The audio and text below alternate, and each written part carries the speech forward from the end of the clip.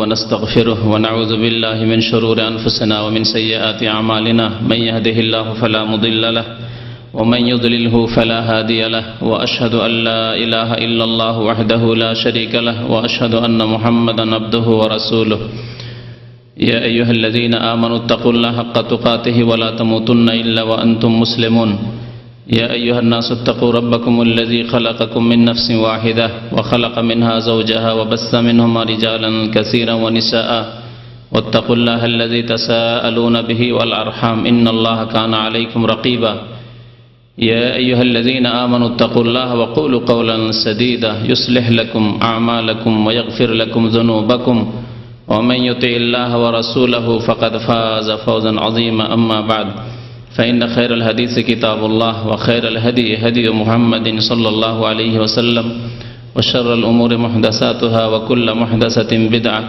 وكل بدعة ضلالة وكل ضلالة في النار أعوذ بالله من الشيطان الرجيم بسم الله الرحمن الرحيم خذ من أموالهم صدقة تطهرهم وتزكيهم بها وصل عليهم إن صلاتك سكن لهم الله سميع عليم। মহান আল্লাহর সমস্ত প্রশংসা যে আল্লাহ পাক রব্বুল আলামিন আমাদেরকে সৃষ্টি করেছেন তাঁর ইবাদত বন্দেগীর জন্য। যেসব ইবাদত বন্দেগী আমাদের উপর ফরজ করেছেন তার একটি ইবাদত হচ্ছে যাকাত প্রদান করা, যা আল্লাহ পাক আমাদের উপর ফরজ করেছেন, রাসূলুল্লাহ সাল্লাল্লাহু আলাইহি সাল্লামকে আদেশ করেছেন তা গ্রহণ করার জন্য। তা কোথায় ব্যয় করতে হবে সেই সম্পর্কেও আল্লাহ পাক রব্বুল আলামিন আমাদেরকে দিক নির্দেশনা দিয়েছেন। দরুদ ও সালাম নাযিল হোক নবী মুহাম্মদ রাসূলুল্লাহ সাল্লাল্লাহু আলাইহি সাল্লামের উপর, যিনি আমাদের জন্য দ্বীনকে সম্পূর্ণরূপে যেইভাবে আল্লাহ পাক নাযিল করেছেন, যেভাবে আল্লাহ পাকের আদেশ হয়েছে সেইভাবে তিনি মানব জাতি পর্যন্ত পৌঁছে দিয়েছেন। আল্লাহুম্মা সাল্লি আলাইহি আল্লাহুম্মা বারিক আলাইহি।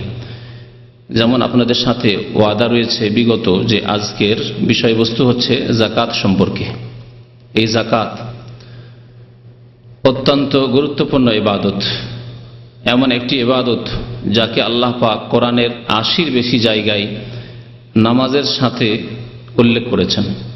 যেখানে আল্লাহ সালাতের কথা বলেছেন, আকিমুস সালাহ বলেছেন, কখনো বহুবচন দিয়ে, কখনো এক বচন দিয়ে, কখনো অন্য কোনো ভাষায় তার ফজিলত বর্ণনা করতে গিয়ে তখনই আল্লাহ পাক যাকাতের কথা উল্লেখ করেছেন। এই যাকাত এমন একটি ইবাদত যে যাকাত সম্পর্কে আইম্মায়ে কেরাম উল্লেখ করেছেন, তাফসীর কারবান উল্লেখ করেছেন যে আল্লাহ পাক সালাতের সাথে যাকাত উল্লেখ করেছেন। সুতরাং কেউ যদি সালাত আদায় করে তাহলে তার যাকাত কবুল হবে, আর তারপরে যদি যাকাত আদায় করে তাহলে বাকি ইবাদত বন্দেগী কবুল হবে। যাকাত সম্পর্কে যেমন আপনাদের জানা রয়েছে যে যাকাত ইসলামের একটি অত্যন্ত গুরুত্বপূর্ণ স্তম্ভ, খুঁটি। যাকাতের ফরজ হওয়া কোরআনের বহু আয়াত দ্বারা প্রমাণিত, রাসূলুল্লাহ সাল্লাল্লাহু আলাইহি ওয়াসাল্লামের বহু হাদিস দ্বারা প্রমাণিত। যাকাত যে ফরজ এই ক্ষেত্রে উম্মতে মুসলিমার সমস্ত মাযহাবের উলামায়ে কেরামের ইজমা, ঐক্যমত রয়েছে, কোনো দ্বিমত নেই। যাকাতে রয়েছে পার্থিব উপকার, যাকাতে রয়েছে পরলৌকিক উপকার। যাকাত দ্বারা যেমন মানুষের অন্তর পাক হয় কৃপণতা থেকে, মন পবিত্র হয়, মন খোলা হয়, প্রশস্ত হয়, উন্মুক্ত হয়, তেমনি পাক পবিত্র হয় ধন সম্পদ হারাম থেকে, হারামের সংমিশ্রণ থেকে। যাকাত দিলে ধন সম্পদ কমে যায় না, বরং বৃদ্ধি পায়। এসবগুলি কথা কোরআন এবং হাদিস দ্বারা প্রমাণিত। আমাদের এই অল্প সময়ে যতটুকু সম্ভব হবে আপনাদের সামনে পেশ করার চেষ্টা করব। আল্লাহ পাক যাকাত ফরজ করেছেন এই মর্মে বহু আয়াত রয়েছে। সূরাতুল বাইয়িনার আয়াত নম্বর 5-এ আল্লাহ পাক ইরশাদ করেছেন, যা অনেক ভাইদের পারা মুখস্থ রয়েছে, এই আয়াতও হয়তো মুখস্থ আছে। ওমা উমিরু ইল্লা লিয়াবুদুল্লাহ। আল্লাহ পাক ইরশাদ করছেন যে মানব জাতিকে একমাত্র আদেশ করা হয়েছে যে তারা লিয়াবুদুল্লাহ, আল্লাহ পাকের ইবাদত বন্দেগী করবে। তাদের আর কোনো আদেশ করা হয়নি। তোমাদেরকে সৃষ্টি করা হয়েছে এই জন্য যে তোমরা একমাত্র আল্লাহ পাকের ইবাদত বন্দেগী করবে। ওমা খালাকতুল জিন্না ওয়াল ইনসা ইল্লা লিয়াবুদুন, আয়াত আল্লাহ পাক বলেছেন, আমি জিন এবং ইনসানকে, মানুষকে এই জন্যই সৃষ্টি করেছি শুধুমাত্র যে তারা আমার ইবাদত বন্দেগী করে সফল কাম হবে। তাতে রয়েছে তাদের সফলতা, তাতে রয়েছে তাদের কামিয়াবি, সেটি হচ্ছে তাদের লক্ষ্য উদ্দেশ্য।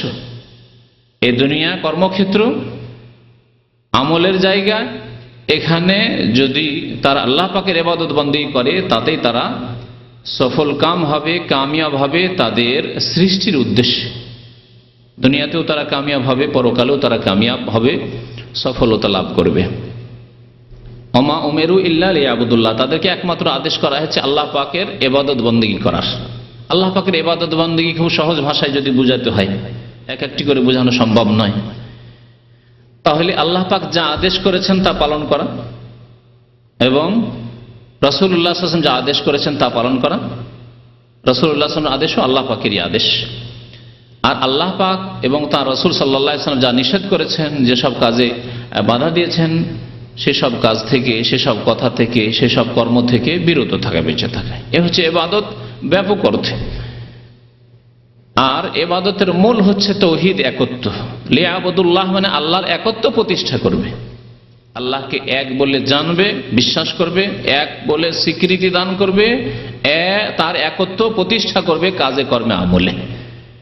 তার সাথে কোনো ক্ষেত্রে না অন্তরে শিরক আছে, না জবানে কথায় শিরক আছে, না আমলে কাজে কর্মে শিরক আছে।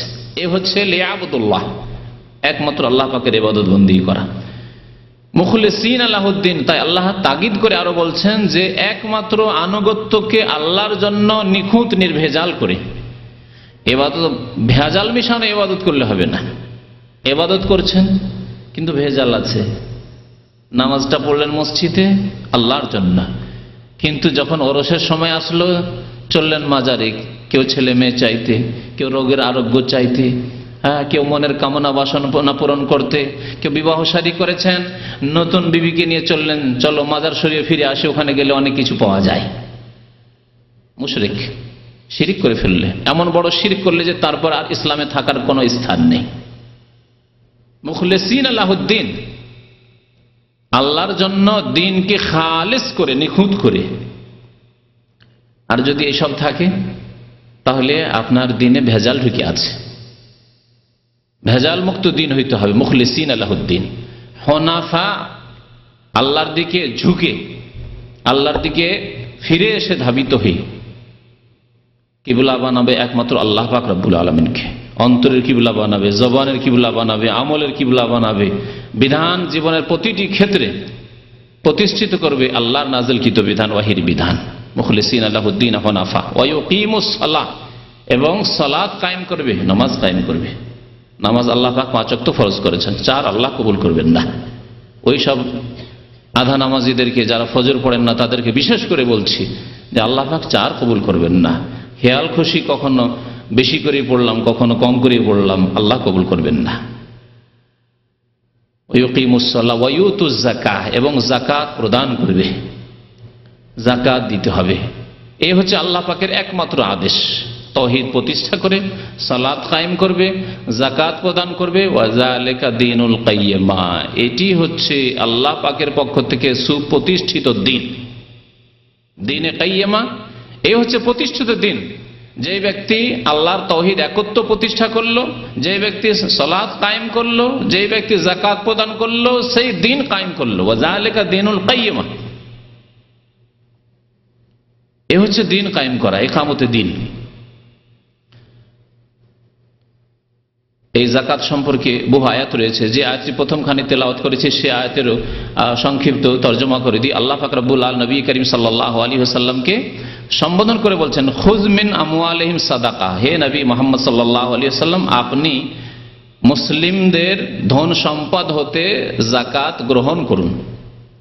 মনে রাখবেন যে আরবি ভাষায় যাকাতকে যাকাতও বলা হয় আর যাকাতকে সাদকাও বলা হয়, যদিও সাদকা শব্দটি ব্যাপক, ফরজ জাকাতকেও সাদকা বলা হয় আর নফল দান খেরাতকেও সাদকা বলা হয়। আমাদের দেশীয় ভাষায়, উর্দু বাংলা ভাষায় আমরা সাদকা বললে সাধারণ মানুষ অতিরিক্ত দান খেরাত করাকে বুঝি, আর ফরজকে আমরা জাকাত বলে বুঝি, অসুর বলে বুঝি। কিন্তু কোরআনের ভাষায়, হাদিসের ভাষায় সাদকা ফরজকেও শামিল আর নফল দান খেরাতকেও শামিল। তো আল্লাহ পাক বলছেন যে তাদের ধন সম্পদ থেকে সাদকা জাকাত গ্রহণ করো হে নবী মুহাম্মদ সাল্লাল্লাহু আলাইহি সাল্লাম। জাকাত নিলে লাভ কি হবে? আল্লাহ পাক বলছেন তুতাহিরুহুম, তাদেরকে আপনি পবিত্র করবেন। জাকাত নেওয়ার মাধ্যমে তাদেরকে পবিত্র করবেন। ওয়া তুযাক্কিহিম বিহা, এবং এই জাকাত দ্বারা তাদের আত্মার পরিশুদ্ধি করবেন, তাদের ধন সম্পদকে পাক করবেন। আল্লাহ পাক এখানে তাহারাতের কথা উল্লেখ করেছেন আর তাজকিয়ার কথা উল্লেখ করেছেন, দুটি কাছাকাছি শব্দ। তাদের মন পবিত্র হবে, তাদের ধন পবিত্র হবে, যেদিকে ভূমিকাতে ইঙ্গিত করেছি। ধন পবিত্র হবে, হারাম থেকে, হারামের সংমিশ্রণ থাকবে না। জাকাত না দিলে, যখন শতকরা 2.5 টাকা দিলেন না, 2.5 টাকা যখন আপনার ধন সম্পদে মিশে গেল, তখন সবগুলি হারাম হালাল একাকার হয়ে গেল। খাচ্ছেন আপনি জাকাত না দিয়ে, ভাত খাচ্ছেন, মাছ খাচ্ছেন, গোস্ত খাচ্ছেন, কাপড় পরছেন, তাতে কিছু অংশ গরিব মিসকিনের রয়েছে, আপনি হারাম পরে আছেন, হারাম খাচ্ছেন। তা থেকে পবিত্র হতে পারবেন জাকাত দেওয়ার মাধ্যমে। জাকাতের মাধ্যমে যে উপকারিতা হয়, আল্লাহ বলছেন পবিত্রতা অর্জন হয় আর আত্মার পরিশুদ্ধি হয়, ধন সম্পদ পাক হয়। ধন সম্পদ যখন পাক সাফ থাকবে, তখন ধন সম্পদের উপর বালা মুসিবত, বিপদ আপদ কম আসবে। বিপদ আপদ যদি কোথাও আসে, তো আল্লাহ পাক তার জন্য মুক্তির রাস্তা খুলে দেবেন, বাঁচার উপায় করে দেবেন। অনেক সময় হয় চোর ডাকাতে আপনাকে ঘিরল, বাড়িতে ডাকাতি করার জন্য ডাকাত আসলো, কিন্তু কামিয়াব হইল না। আবার কারো বাড়িতে খুব সহজে দিন দুপুরে ডাকাতি করে নিল। তাহলে বিপদ আপদ আসতে পারে, কিন্তু আল্লাহ পাক রব্বুল আলামিন তা থেকে রক্ষা করবেন এই জাকাত দিলে। তুতাহিরুহুম ওয়া তুযাক্কিহিম বিহা ওয়া সাল্লি আলাইহিম। তারপর আল্লাহ পাক নবী করিম সাল্লাল্লাহু আলাইহি ওয়াসাল্লামকে আদেশ করছেন যে তাদেরকে দোয়া দেবে। তুমি যখন জাকাত দিতে আসবে, জাকাত নেবে তাদের কাছ থেকে, তখন তাদেরকে দোয়া দেবে। সালাত শব্দ আল্লাহ পাক উল্লেখ করেছেন দোয়ার ক্ষেত্রে, দোয়া দিতে বলেছেন। নবী করিম সাল্লাল্লাহু আলাইহি ওয়াসাল্লামের কাছে এই আয়াত নাজিল হওয়ার পরে সাহাবায়ে কেরামরা দূর দূরান্ত থেকে অনেকে জাকাত দিয়ে পাঠাতেন বা নিয়ে আসে জমা করতেন, যারা দূরে আছে দিয়ে পাঠাতেন কারো মাধ্যমে, আর যারা কাছে আছে স্বয়ং নিজেই দিতে আসতেন। নবী করিম সাল্লাল্লাহু আলাইহি ওয়াসাল্লাম তখন তাদেরকে দোয়া দিতেন, আল্লাহুম্মা সাল্লি আলা আলি ফুলানিন। নবী সাল্লাল্লাহু আলাইহি ওয়াসাল্লামের হাদিসে রয়েছে। একবার ইবনে আবি আওফা জাকাত নিয়ে আসলেন নবী করিম সাল্লাল্লাহু আলাইহি ওয়াসাল্লামের দরবারে। নবী সাল্লাল্লাহু আলাইহি ওয়াসাল্লাম বলেন, আল্লাহুম্মা সাল্লি আলা আলি আবি আওফা, আবু আওফার বংশধরে আল্লাহ তুমি রহম নাজিল করো, রহমত নাজিল করো, দয়া করো। আল্লাহ পাক সালাতের দোয়া দিতে বললেন। নবী সাল্লাল্লাহু আলাইহি ওয়াসাল্লাম সালাতের দোয়া দিয়ে দোয়া দিতেন, আল্লাহুম্মা সাল্লি আলা আলি আবি আওফা। সুতরাং যদি ইসলামিক রাষ্ট্র হয়, আর ইসলামী রাষ্ট্র যদি জাকাত গ্রহণ করে, যেমন খোলাফায়ে রাশিদিনের জামানা হয়েছে, তারপরে হয়েছে, তো তারা দোয়া দিবেন। এইরকমই গ্রামে দায়িত্বশীল রয়েছেন বা শহরে দায়িত্বশীল রয়েছেন, বা কোনো ব্যক্তিকে ভাবছেন যে আমানতদার বিশ্বস্ত ব্যক্তি রয়েছেন, আমার সময় নেই, তার মাধ্যমে জাকাত বিতরণ হবে, তাহলে তিনি দোয়া দিবেন। কারণ কোরআনের আদেশ আল্লাহ পাক রব্বুল আলামিনের এবং রাসূলুল্লাহ সাল্লাল্লাহু আলাইহি ওয়াসাল্লামের আমল। জাকাত এত গুরুত্বপূর্ণ বিষয় যে জাকাতকে আল্লাহ পাক রব্বুল আলামিন এবং সালাতকে মুসলিম ভ্রাতৃত্বের মাপকাঠি বলে উল্লেখ করেছেন। সূরা তাওবায় আল্লাহ পাক ইরশাদ করেছেন, ফাইন তাবু ওয়া আকামুস সালাতা ওয়া আতাউজ যাকাতা ফা ইখওয়ানুকুম ফিদ্দিন। তারা যদি তওবা করে, অতীতে ভুল হয়েছে, এতদিন জানতেন না নামাজের গুরুত্ব, এতদিন জানতেন না জাকাতের গুরুত্ব, জানতে পেরেছেন, এখন সংশোধন করতে চান, তওবার রাস্তা আল্লাহ পাকের খোলা আছে। যতক্ষণ মওত আসেনি তওবার রাস্তা খোলা আছে, যতক্ষণ কিয়ামত হয়নি, সেঙ্গাই ফুৎকার দেয়নি ইসরাফিল আলাইহিস সালাম, ততক্ষণ তওবার দরজা খোলা আছে। আর প্রত্যেক মানুষের জন্য মওত পর্যন্ত দরজা খোলা আছে। মওতের সময় আসলে আর তওবার দরজা খুলবে না। আল্লাহ পাক রব্বুল আলামিন ইরশাদ করেছেন সূরা তওবার শুরুর দিকে আয়াত নম্বর 11-তে, ফাইন তাবু, তারা তওবা করে যদি নামাজ কায়েম করে, তাহলে আগে নামাজ কায়েম করতে হবে। ওয়া আতাউজ যাকাত, যাকাত প্রদান করে, ফা ইখওয়ানুকুম ফিদ্দিন, তাহলে তোমাদের তারা ধর্মীয় ভাই। দিনী ভাই। আল্লাহ পাক সারা বিশ্বে মুসলিম উম্মাতকে এই সম্পর্ক দিয়েছেন, যে সম্পর্ক সারা পৃথিবীর কোন জাতির মধ্যে নেই, কোন জাতির কিতাবে নেই। সাময়িক স্বার্থের জন্য তারা একমত হতে পারে, হ্যাঁ, তারা একসাথে হয়ে যেতে পারে, মিশে যেতে পারে, কিন্তু সামান্যতম স্বার্থে তাদের ব্যাঘাত ঘটলে কেটে পড়ে, শত্রু হয়ে যায় আপোষে। আল্লাহ পাক কোরআনে কারীমে ইরশাদ করেছেন সেই ইহুদিদের সম্পর্কে যে তাহসাবুহুম জামিআন ওয়া কুলুবুহুম শাত্তা, তাদেরকে দেখে মনে হচ্ছে যে তারা খুব বদ্ধপরিকর এবং সব ঐক্যমত হয়ে রয়েছে আর বড় শক্তিশালী হয়ে রয়েছে, একসাথে রয়েছে। না, ওয়া কুলুবুহুম শাত্তা, আল্লাহ বলছেন তাদের অন্তরগুলি বিক্ষিপ্ত হয়ে রয়েছে। যত ইহুদি তত অন্তর, এত মতানৈক্য তাদের মধ্যে রয়েছে। সাময়িক কিছু দুনিয়ার স্বার্থের জন্য, পার্থিব উদ্দেশ্যে ইসলামের বিরুদ্ধে, মুসলিমদের বিরুদ্ধে হয়তো ঐক্যমত হয়েছে, কিন্তু তাদের অন্তরগুলি সব বিক্ষিপ্ত হয়ে রয়েছে। কোরআনী সাক্ষী এটি, ওয়াকুলুবুহুম শাত্তা। পক্ষান্তরে মুসলিম যদি মুসলিম হয়, কখনো এই কথা ভাবতে পারে না যে আমার কোন মুসলিমের সাথে সম্পর্ক নেই। কেউ যদি বলে আমার মুসলিম মুসলিম ভাই না, সে নিজেই মুসলিম থেকে নিজেকে বের করলো। কারণ আল্লাহ পাক বলছেন ইন্নামাল মুমিনুনা ইখওয়া, মুমিন মুসলিম একে অপরের ভাই। এই ভ্রাতৃত্ব আপনি রাখতে পারবেন না যতক্ষণ পর্যন্ত আল্লাহ যেভাবে রাখতে বলেছেন সেভাবে না রাখবেন। আপনি যদি বলেন যে এ আমার ভাই, অথচ আপনার ওই মৌলিক বিষয়গুলি নেই আপনার মধ্যে যার মাধ্যমে আপনার ইসলামিক ভ্রাতৃত্ব থাকে, তাহলে থাকবে না। এ ধরে রাখার নয় যে খাওয়িয়ে দাওয়িয়ে রাখবো, কারোর সাথে খাতির রাখতে চান, দুনিয়ার খাতির আজকাল, এর সাথে আমি খাতির রাখবো। খাওয়াচ্ছেন, ভালো ভালো উপহার দিচ্ছেন, খুব খাতির করছেন, বারবার করে তার ঘরে যাচ্ছেন, তাকে নিয়ে আসছেন ইত্যাদি। এইভাবে দুনিয়ার সব জোড়াতালি দিয়ে খাতির রাখা যায়, কিন্তু ইসলামিক খাতির যে রয়েছে, ইসলামিক ভ্রাতৃত্ব রয়েছে, এ রাখার জন্য মৌলিক কিছু আমল রয়েছে। তা হচ্ছে তওবা করে আল্লাহর দিকে ফিরে এসে সালাত কায়েম করা 5 ওয়াক্ত। যদি নামাজ কায়েম করেন তাহলে দিনী ভাই, নামাজ কায়েম করবেন না দিনী ভাই থাকবেন না। আপনার আপন মায়ের পেটের ভাই নামাজ পড়েন না, আপনার দিনী ভাই না, ধরে রাখতে পারবেন না আপনি, যতই খাওয়ান তাকে আর যতই তাকে আপনি বিবাহ শাদী দেন আর ঘর বানিয়ে দেন আর যা করে দেন তাই করে দেন, কিন্তু তার সাথে আপনি ভ্রাতৃত্ব রাখতে পারবেন না, আপনার দিনী ভাই নয় সে। ওয়া আতাউজ যাকাত, যাকাত দিলে দিনী ভাই, ফা ইখওয়ানুকুম ফিদ্দিন, তাহলে তোমাদের দিনী ভাই। তাহলে কত গুরুত্বই নামাজ এবং যাকাতের। নবী করিম সাল্লাল্লাহু আলাইহি ওয়াসাল্লামের প্রসিদ্ধ হাদিস আপনাদের জানা রয়েছে, শুধু ইঙ্গিত করে দিচ্ছি। যাকাত ফরজ হওয়ার ক্ষেত্রে বনিয়াল ইসলাম আলা খামস, ইসলামের ভিত্তি স্থাপিত হয়েছে 5টি বিষয়ের উপর। প্রথম, সাক্ষ্য প্রদান করা যে আল্লাহ ছাড়া কেউ মাবুদ নেই, লা ইলাহা ইল্লাল্লাহ, এবং মুহাম্মাদুর রাসূলুল্লাহ, দুটি কথার সাক্ষী দেওয়া, দুটি মিলে একটি বিষয়। আল্লাহ ছাড়া কেউ সত্য মাবুদ নেই, আমার ইবাদত একমাত্র আল্লাহর জন্য, আর রাসূলুল্লাহ সাল্লাল্লাহু আলাইহি সাল্লাম তিনি আমাদের শেষ রাসূল মুহাম্মদ সাল্লাল্লাহু আলাইহি সাল্লাম। আর কোনো আমাদের আদর্শ মানুষ নেই, আমি কারো আদর্শে আর বিশ্বাসী নাই। যেমন কোন রাজনৈতিক নেতাদের আদর্শে বিশ্বাসী নয়, কারো মতবাদে বিশ্বাসী নয়, তেমনি কারো ধর্মীয় তরিকাতে বিশ্বাসী নয়। ধর্মীয় তরিকা যদি থাকে আর জীবনের যে কোনো ক্ষেত্রে যদি আদর্শে কেউ থাকেন, একমাত্র মুহাম্মদুর রাসূলুল্লাহ সাল্লাল্লাহু আলাইহি ওয়াসাল্লাম। এই হচ্ছে কলেমার সাক্ষ্য প্রদান করা।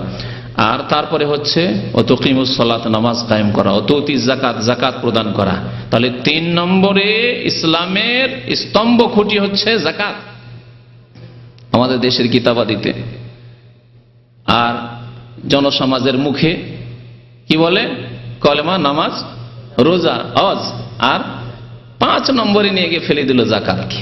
আল্লাহ 80 বারেরও বেশি বলেন আকিমুস সালাত ওয়া আতুজ যাকাত, আকিমিস সালাত ওয়া আতুজ যাকাত, আকামাস সালাত ওয়া আতাজ যাকাত, বিভিন্ন ভাষায় আল্লাযীনা ইউকিমুনাস সালাত ওয়া মিম্মা রাযাকনাহুম ইউনফিকুন। আর আমাদের দেশের লোকেরা কোথায় নিয়ে গিয়ে ফেলেছে? হজের পরে জীবনে একবার হজ ফরজ, আর যাকাত প্রতি বছর ফরজ। যখনই আপনার ফসল কেটে বেড়ে নিয়ে আসবেন, ফল নিয়ে আসবেন, তখন ফরজ, ওসর ফরজ। আর এই যাকাতকে নিয়ে গিয়ে 5 নম্বরে ফেলে দিল। আল্লাহ পাক 3 নম্বরে লিখেছেন। তো আমাদের সংশোধনে যে কত প্রয়োজন রয়েছে, ইসলামের ভিত্তিগুলিতে সংশোধনের প্রয়োজন রয়েছে, ইমানের খুঁটিগুলিতে সংশোধনের প্রয়োজন রয়েছে। যাকাতের গুরুত্ব সম্পর্কে একটি হাদিস শুধু শোনাই। নবী করিম সাল্লাল্লাহু আলাইহি ওয়াসাল্লামের যখন ইন্তেকাল হয়ে গেল, সহিহ বুখারী, মুসলিমে রয়েছে, প্রত্যেকটি কিতাবে প্রায় এই হাদিস রয়েছে, এত প্রসিদ্ধ হাদিস। খলিফা হলেন কে? আবু বকর সিদ্দিক রাদিয়াল্লাহু তাআলা আনহু খলিফা হলেন, প্রথম খলিফা, খলিফাতুল মুসলিমিন, এবং রাসূলুল্লাহ সাল্লাল্লাহু আলাইহি ওয়াসাল্লামের খলিফা। রাসূলুল্লাহ সাল্লাল্লাহু আলাইহি ওয়াসাল্লামের পরে তিনি হচ্ছেন তার খলিফা স্থলাভিষিক্ত। তখন কিছু ভিতরের ইসলাম বিরোধী শক্তি মাথা চাড়া দিয়ে উঠল। মানুষের শত্রু দুই রকম থাকে, ঘরের শত্রু আর বহিরাগত শত্রু। বাইরের শত্রুকে সামলানো অনেকটা সহজ, কিন্তু ঘরের মধ্যে যদি শত্রু থাকে, আপনার হাতের আস্তিনের মধ্যে, জামার মধ্যে, গেঞ্জির মধ্যে যদি বিচ্ছু ঢুকে থাকে, সাপ ঢুকে থাকে, তো মহা মুশকিল, মহা মুশকিল। আবু বকর সিদ্দিক রাদিয়াল্লাহু তাআলা আনহুর জামানায় আল্লাহ পাক এই পরীক্ষা ফেললেন রাসূলুল্লাহ সাল্লাল্লাহু আলাইহি ওয়াসাল্লামের এই প্রথম খলিফাকে, আবু বকর সিদ্দিক রাদিয়াল্লাহু তাআলা আনহুকে, যে ঘরের মধ্যে শত্রু। বেশ কিছু বেদুইনরা যারা কলেমা পড়েছিল রাসূলুল্লাহ সাল্লাল্লাহু আলাইহি ওয়াসাল্লামের জামানায়, যখন মক্কা বিজয় হয়ে গেল, দেখলো যে আর তো উপায় নেই, এখন ইসলাম কবুল করাতেই লাভ রয়েছে, কিন্তু ঈমান ওই রকমের মজবুত হয়নি। কিছু লোক মুরতাদ হয়ে গেল। এক মিথ্যুক নবী হওয়ার দাবি করলো মুসাইলামা কাযাব, তার পিছনে তার গোত্রের বংশের কিছু লোক বেদুইন যাযাবর, তারা লেগে গেল। এই একদল মুরতাদ হল। আর এক দল কৃপণ, উট রয়েছে, ছাগল রয়েছে অনেক, আরে অনেক ছাগল অনেক উট চলে যায়, জাকাত দিলে ধন সম্পদ রয়েছে, নবী সাল্লাল্লাহু আলাইহি ওয়াসাল্লামকে জাকাত দিতাম, আর কাকে জাকাত দেবো, আর জাকাত দেবো না। অস্বীকার করলো জাকাতকে, জাকাত দেওয়াকে অস্বীকার করলো। তারা নামাজ পড়বো, হজ করব, রোজা রাখবো, জাকাত দেব না। আবু বকর সিদ্দিক রাদিয়াল্লাহু তাআলা আনহু কি করলেন তা শোনাই আপনাদেরকে। বলছেন আবু হুরায়রা রাদিয়াল্লাহু তাআলা আনহু বর্ণনা করেছেন, লাম্মা তুফিয়া রাসূলুল্লাহ সাল্লাল্লাহু আলাইহি ওয়াসাল্লাম, রাসূলুল্লাহ সাল্লাল্লাহু আলাইহি ওয়াসাল্লামের যখন ইন্তেকাল হয়ে গেল। তুফিয়া মানে কি? ওয়াফাত হয়ে যাওয়া। ওয়াফাত মানে বুঝেন না? ইন্তেকাল হয়েছে। তো রাসূলুল্লাহ সাল্লাল্লাহু আলাইহি ওয়াসাল্লাম ইন্তেকাল হয়েছে না হয়নি? এই আকীদাকার আবু হুরায়রা রাদিয়াল্লাহু তাআলা আনহু, যিনি সবচেয়ে বেশি সংখ্যায় হাদিস বর্ণনা করেছেন, 5274 মতো হাদিস তিনি বর্ণনা করেছেন। তার চাইতে বেশি হাদিস কেউ বর্ণনা করেননি সাহাবায়ে কেরামের মধ্যে। আসহাবে সুফার একজন তিনি বলছেন তুফিয়া রাসূলুল্লাহ সাল্লাল্লাহু আলাইহি ওয়াসাল্লাম, রাসূলুল্লাহ সাল্লাল্লাহু আলাইহি ওয়াসাল্লাম ইন্তেকাল হয়ে গেল। আর ভারত বাংলাদেশের যত বিদআতপন্থী, বেরেলভি, এমনকি দেওবন্দীদের কিতাবে যতগুলি তরিকা রয়েছে, তাদের কিতাবে দেওয়ানবাগি কি লিখছে? হায়াতুন নবী, আটরশি, মেজভান্ডারি, তারা কি বলছে? হায়াতুন নবী, নবী জীবিত। হায়াত মানে কি? জীবিত। কার কথা নেবেন বলেন? আবু হুরায়রা রাদিয়াল্লাহু তাআলা আনহুর কথা নেবেন, যা কোরআনে কারীমের কথা, সাহাবায়ে কেরামের কথা নেবেন, আবু বকর সিদ্দিক প্রথম খলিফার কথা নেবেন, না আপনি নেবেন দেওয়ানবাগির আটরশি আর মাইজভান্ডারি, ওইসব ভারতীয় মতবাদের কথা নেবেন? বলুন দিন, কোনটা আপনাকে মনে বিশ্বাস হচ্ছে যে আমি দিন বলে, ধর্ম বলে পালন করব? তারা বলে, কেউ যদি বলে যে আল্লাহ রাসূলের ইন্তেকাল হয়ে গেছে, সে এমন বেয়াদব যে সে কাফির হয়ে গেল, কুফরি ফতোয়া দেয়, এরা কাফির হয়ে গেল। আর কত দূরে যাবেন যে মারিফুল কোরআন, অনেকে মারিফুল কোরআন খোঁজ করতে আসেন এখানে। মারিফুল কোরআন সূরা আহজাবের এক আয়াতের তাফসীর করতে গিয়ে, এই তফসিরকার তো না হয় উর্দু ভাষী মুফতি শাফি সাহেব ছিলেন, তার আকীদাই তো এই বাতিল ছিল, কিন্তু তার অনুকরণে মহিউদ্দিন খান সাহেব বাংলা তরজমাতে লিখছে যে রাসূলুল্লাহ সাল্লাল্লাহু আলাইহি ওয়াসাল্লামের বিবিগণকে এই জন্যই বিয়ে করা হারাম ছিল তার ইন্তেকালের পরে, যে নবী সাল্লাল্লাহু আলাইহি ওয়াসাল্লাম ইন্তেকালই করেননি, নবী সাল্লাল্লাহু আলাইহি ওয়াসাল্লাম ইন্তেকালই করেননি, হায়াতে রয়েছেন। আর কোন মানুষ যদি বেঁচে থাকে তাহলে তার বিবি অন্যের জন্য হালাল হবে কি? হবে না। তাহলে বলুন, আমাদের মাঝে আল্লাহ নবীর মাঝে কোনো পার্থক্য হলো মান সম্মানের দিক দিয়ে? আমরা কি একজন যদি অমুসলিমও কেউ বেঁচে থাকে আর সে যদি বিয়ে করে থাকে, তার স্ত্রী বলে থাকে কেউ যে তার স্ত্রী, তাহলে অন্য কারোর জন্য তার স্ত্রীকে বিয়ে করা হারাম। আর নবী সাল্লাল্লাহু আলাইহি সাল্লামকে একজন সাধারণ মুসলিমও নয়, মুসলিম অমুসলিম কাফেরের সমান বানিয়ে দিল তারা। কিন্তু আমাদের ইতিকাদ শুনেন নবী করিম সাল্লাল্লাহু আলাইহি ওয়াসাল্লাম সম্পর্কে, যে আল্লাহ পাক প্রত্যেকের বিবিকে তার ইন্তেকালের পরে বিয়ে করা জায়েজ করেছে। সাহাবায়ে কেরাম, আবু বকর সিদ্দিক রাদিয়াল্লাহু তাআলা আনহুর ইন্তেকাল হয়েছে, তার বিবিকে বিয়ে করেছেন অন্য সাহাবী। জি, কিন্তু রাসূলুল্লাহ সাল্লাল্লাহু আলাইহি ওয়াসাল্লাম, আল্লাহ বলছেন ওয়ালা আনতানকিহু আজওয়াজাহু মিন বাদিহি আবাদা, তার ইন্তেকালের পরে তারপরে আর কারো জন্য হালাল নয় যে কখনো তার বিবিদেরকে কেউ বিয়ে করতে ইচ্ছা করবে। তারা মা ওয়া আজওয়াজুহু উম্মাহাতুহুম, আল্লাহ পাক বলছেন নবী সাল্লাল্লাহু আলাইহি ওয়াসাল্লামের বিবিগণ উম্মাহাতুহুম, তাদের মা, তাদের মাতা। এই সম্মান আমরা রাখি। আর যারা বলবে যে না, তিনি যেহেতু বেঁচে আছেন সেই জন্য তার বিবিদেরকে বিয়ে করা হারাম ছিল সাহাবায়ে কেরামের জন্য, তাহলে তারা যেন নবী সাল্লাল্লাহু আলাইহি ওয়াসাল্লামকে অন্যান্যদের সমান করে দিলেন। আল্লাহ পাক কোরআন বলছেন যে রাসূলুল্লাহ সাল্লাল্লাহু আলাইহি ওয়াসাল্লামের ইন্তেকাল হয়ে গেছে, বিষয় আলাদা, সেদিকে যাচ্ছে না। ওয়া মা মুহাম্মাদুন ইল্লা রাসূলুন কাদ খালাত মিন ক্বাবলিহি রাসূল আফাইম মাতা, তিনি যদি ইন্তেকাল করেন আল্লাহ বলছেন ইন্নাকা মাইয়াতুন, আরো স্পষ্ট শুনেন সূরা জুমার আল্লাহ পাক বলছেন ইন্নাকা মাইয়াতুন, হে নবী আপনি মৃত। মাইয়াত মানে কি? আমাদের দেশের বাংলা ভাষায় লোকেরা বলে যে মাইয়াতকে গোসল দিতে হয়, বলে না? ইন্নাকা মাইয়াতুন, নিশ্চয় আপনি মাইয়াত, মৃত। এটি হচ্ছে কোরআনী আকীদা, এটি হচ্ছে রাসূলুল্লাহ সাল্লাল্লাহু আলাইহি ওয়াসাল্লামের নিজের আকীদা যে আমারও ইন্তেকাল হবে আর তারপরে হয়েছে। এটি হচ্ছে খোলাফায়ে রাশিদিনের আকীদা, এটি হচ্ছে আবু হুরায়রা রাদিয়াল্লাহু তাআলা আনহুর আকীদা। শুনেন, তাহলে যেই ব্যক্তি কোরআনকে অস্বীকার করবে যে না নবীর ইন্তেকাল হয়নি, তার কি অবস্থা হবে বলুন তো দেখি? মুসলমান থাকবে? তারপরে সে আল্লাহর সমান বানিয়ে দিল আল্লাহ আল হাই, আল্লাহর একটি নাম কি? চিরঞ্জীব। আল্লাহু লা ইলাহা ইল্লা হুয়াল আল হাইয়ুল কাইয়্যুম, আল হাই। যদি নবী সাল্লাল্লাহু আলাইহি ওয়াসাল্লাম ইন্তেকাল না করে থাকেন তো তিনিও আল হাই, তাহলে আল্লাহর সমান বানিয়ে দিল নবী সাল্লাল্লাহু আলাইহি ওয়াসাল্লামকে। মুশরিক হইল না? কোরআনকে অস্বীকার কারণে কুফরি হবে, আর আল হাই চিরঞ্জীব বানিয়ে দেওয়ার জন্য মুশরিক হবে। কত ভুল ভ্রান্তিতে আমরা আছি। তাহলে যাদেরকে আলেম সমাজ মনে করছেন তাদের মধ্যে কত রকমের যে ত্রুটি রয়েছে, আকীদাগত ত্রুটি, বড় সমস্যা। যদি আমরা না শিখি আর চেষ্টা না করি সংশোধন করার, তো আমরা ওই রাস্তাতেই চলে যাব। আবু হুরায়রা রাদিয়াল্লাহু তাআলা বলছেন যে লাম্মা তুফিয়া রাসূলুল্লাহ সাল্লাল্লাহু আলাইহি ওয়াসাল্লাম, রাসূলুল্লাহ সাল্লাল্লাহু আলাইহি ওয়াসাল্লাম যখন ওয়াফাত হয়ে গেল, ইন্তেকাল হয়ে গেল, স্পষ্ট ভাষা, সাহাবায়ে কেরামদের ইজমা যে রাসূলুল্লাহ সাল্লাল্লাহু আলাইহি ওয়াসাল্লাম ইন্তেকাল হয়ে গেছে। ওয়াস্তাখলাফা আবু বকর, বা ওয়াস্তাখলাফা আবু বকর, আবু বকর সিদ্দিক রাদিয়াল্লাহু তাআলা প্রথম খলিফা হলেন। বাদাহু ওয়া কাফারা মান কাফারা মিনাল আরব, আরবের বেশ কিছু লোক কাফের হয়ে গেল।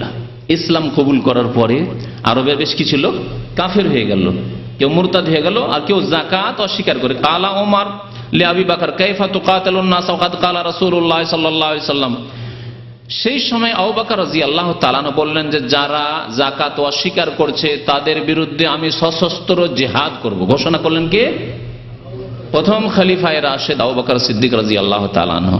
ওমর রাদিয়াল্লাহু তাআলা আনহু সংশয়, কেমন কথা, তারা নামাজ পড়ে, দাড়ি রাখে,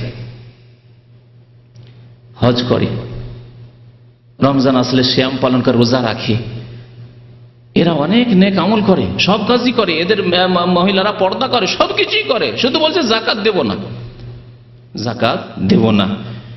তাই সংশয় দূর করার জন্য খলিফাকে জিজ্ঞেস করছেন ওমর রাদিয়াল্লাহু তাআলা আনহু, কাইফা তুকাতিলুন নাস, এসব মানুষের বিরুদ্ধে কেমন করে আপনি সশস্ত্র জিহাদ করবেন? ওয়াকাদ কাল, তারা অথচ বলছে যে নবী সাল্লাল্লাহু আলাইহি ওয়াসাল্লাম বলেছেন যে উমিরতু আন উকাতিলান নাস হাত্তা ইয়াশহাদু আল্লা ইলাহা ইল্লাল্লাহ ওয়া আন্না মুহাম্মাদান রাসূলুল্লাহ, আমাকে আদেশ করা হয়েছে যে আমি মানুষের বিরুদ্ধে জিহাদ করব সশস্ত্র যতক্ষণ পর্যন্ত তারা কলেমার শাহাদাত না দেবে, লা ইলাহা ইল্লাল্লাহ মুহাম্মাদুর রাসূলুল্লাহ না পড়বে আর নামাজ কায়েম না করবে। আর এরা তো কলেমা পড়ছে, এরা নামাজ পড়ছে, তা আপনি এদের বিরুদ্ধে কেমন করে জিহাদ করবেন? নবী সাল্লাল্লাহু আলাইহি ওয়াসাল্লাম বলেছেন যে কলেমা পড়ে নিলে। তারপরে সেই হাদিসটি বড় হাদিস আছে, ফায়জা কালা লা ইলাহা ইল্লাল্লাহ, যখন লা ইলাহা ইল্লাল্লাহ বলল, আসামু মিন্নি দিমাআহুম ওয়া আমওয়ালাহুম, তখন তারা আমার থেকে তাদের রক্ত, তাদের ধন সম্পদকে নিরাপদ করে নিল। কলেমা পড়েছে, মুসলমান হয়েছে, নামাজ পড়ছে, তার মানে তারা তাদের মান সম্মান, রক্ত, ধন সম্পদ এগুলিকে সুরক্ষিত করে ফেলেছে। কেমন করে তাদের বিরুদ্ধে আপনি অস্ত্র ধারণ করবেন? কিন্তু সেই হাদিসের শেষখানে আছে ইল্লা বিহাক্কিল ইসলাম, ওইটুকু নিয়ে গবেষণা করেননি ওমর ফারুক রাদিয়াল্লাহু তাআলা আনহু। তবে ইসলামের হক যদি নষ্ট করে, ইল্লা কিন্তু বিহাক্কিল ইসলাম, ইসলামের কোন হকের ক্ষেত্রে যদি পেয়ে যায় তাহলে ছাড়া হবে না। ইল্লা বিহাক্কিল ইসলাম, এই ইসলামের হক কি বোঝার বিষয় রয়েছে। এইটুকু আবু বকর সিদ্দিক রাদিয়াল্লাহু তাআলা বুঝেছিলেন যখন যাকাত তারা অস্বীকার করেছিল।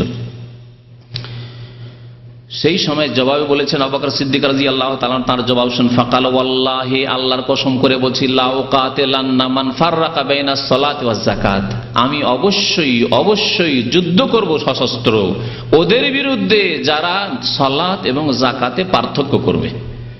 নামাজ এবং যাকাতে কি করবে? পার্থক্য করবে। কি পার্থক্য? যে নামাজ তো পড়বো কিন্তু যাকাত দেব না। আল্লাহর নবীকে দিতাম সাল্লাল্লাহু আলাইহি সাল্লাম, কিন্তু খলিফাকে দেব না। এখন আর যাকাত দেব না। এখন যাকাত দিয়ে কি হবে? অবশ্যই তাদের বিরুদ্ধে জিহাদ করব। ফাইন্না যাকাত হাক্কুল মাল। দেখেন দলিল, আবু বকর সিদ্দিক রাদিয়াল্লাহু তাআলা বলছেন, কারণ যাকাত হচ্ছে ধন সম্পদে আল্লাহর অর্পিত হক। ফাইন্না যাকাতা হাক্কুল মাল। আর ওই হাদিসটি যেখানে বলেছেন নবী সাল্লাল্লাহু আলাইহি সাল্লাম যে আমাকে জিহাদের আদেশ কতক্ষণ পর্যন্ত করা হয়েছে, যে হাদিস শুনলাম শেষখানে কি বলেছেন? ইল্লা বিহাক্কিল ইসলাম, ইসলামের হক যদি নষ্ট করে। যেই ব্যক্তি ধন সম্পদের যাকাত দিল না, সে ইসলামের একটি ফরজ হক নষ্ট করলো। যেমন একজন মানুষ যদি নামাজি হয়, যাকাতও দিচ্ছে, রোজাও রাখছে, হজও করছে, দাড়িও রেখেছে, আর যদি বিবাহিত হয়ে জিনা করে, তাহলে আপনাদেরকে জিজ্ঞেস করি তার শাস্তি কি? সংসার, রজম। তাহলে তার নামাজ, রোজা, হজ, যাকাত, দাড়ি বাঁচাতে পারলো না তো তাকে, কারণ সে কি করেছে? ইল্লা বিহাক্কিল ইসলাম, ইসলামের হক হচ্ছে জিনা হারাম, সে নষ্ট করেছে। ওয়ালা তাকরাবুজ জিনা, আল্লাহ পাক বলেছেন। সুতরাং তার দাড়ি তাকে বাঁচাতে পারবে না, তার নামাজ রোজা তাকে বাঁচাতে পারবে না, তার হজ যাকাত বাঁচাতে পারবে না যদি জিনা থেকে না বাঁচে। একজন চোর, সবকিছু ঠিক আছে, চোর চুরি করেছে, তাহলে ইসলামের শাস্তি হাত কেটে দাও। বাঁচাতে পারবে? যদি বলে যে আমার এত বড় দাড়ি, আর আপনি হাত কাটবেন, চলবে না। হাত কাটা যাবে তোমার। আমি তাহাজ্জুদ গুজার, তাহাজ্জুদ পড়ি, আর হাত কাটবেন? হ্যাঁ, হাত কাটা হবে, কারণ তোমার প্রমাণ হয়ে গেছে তুমি চুরি করেছো। তাহলে তার তাহাজ্জুদও তার হাত বাঁচাতে পারলো না। ইল্লা বিহাক্কিল ইসলাম, ইসলামের হক নষ্ট করেছে।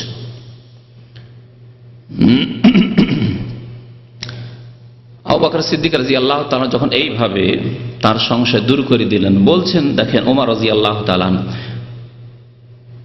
যে তারপরে আমি বুঝতে পারলাম, ব্যাপারটি বুঝতে পারলাম। আবু বকর সিদ্দিক রাদিয়াল্লাহু তাআলা তার সাথে সাথে আরো এই কথা বলেছিলেন, আরো আল্লাহর কসম করে বলছি, লাউ মানাউনি ইকালান, যাকাত অস্বীকার করেছে তাতে তো যুদ্ধ করবই, কিন্তু যাকাত যদি দেয় আর বলে যে ছাগলের যাকাত দেব কিন্তু তোমরা রশি নিয়ে এসো, রশি দেব না।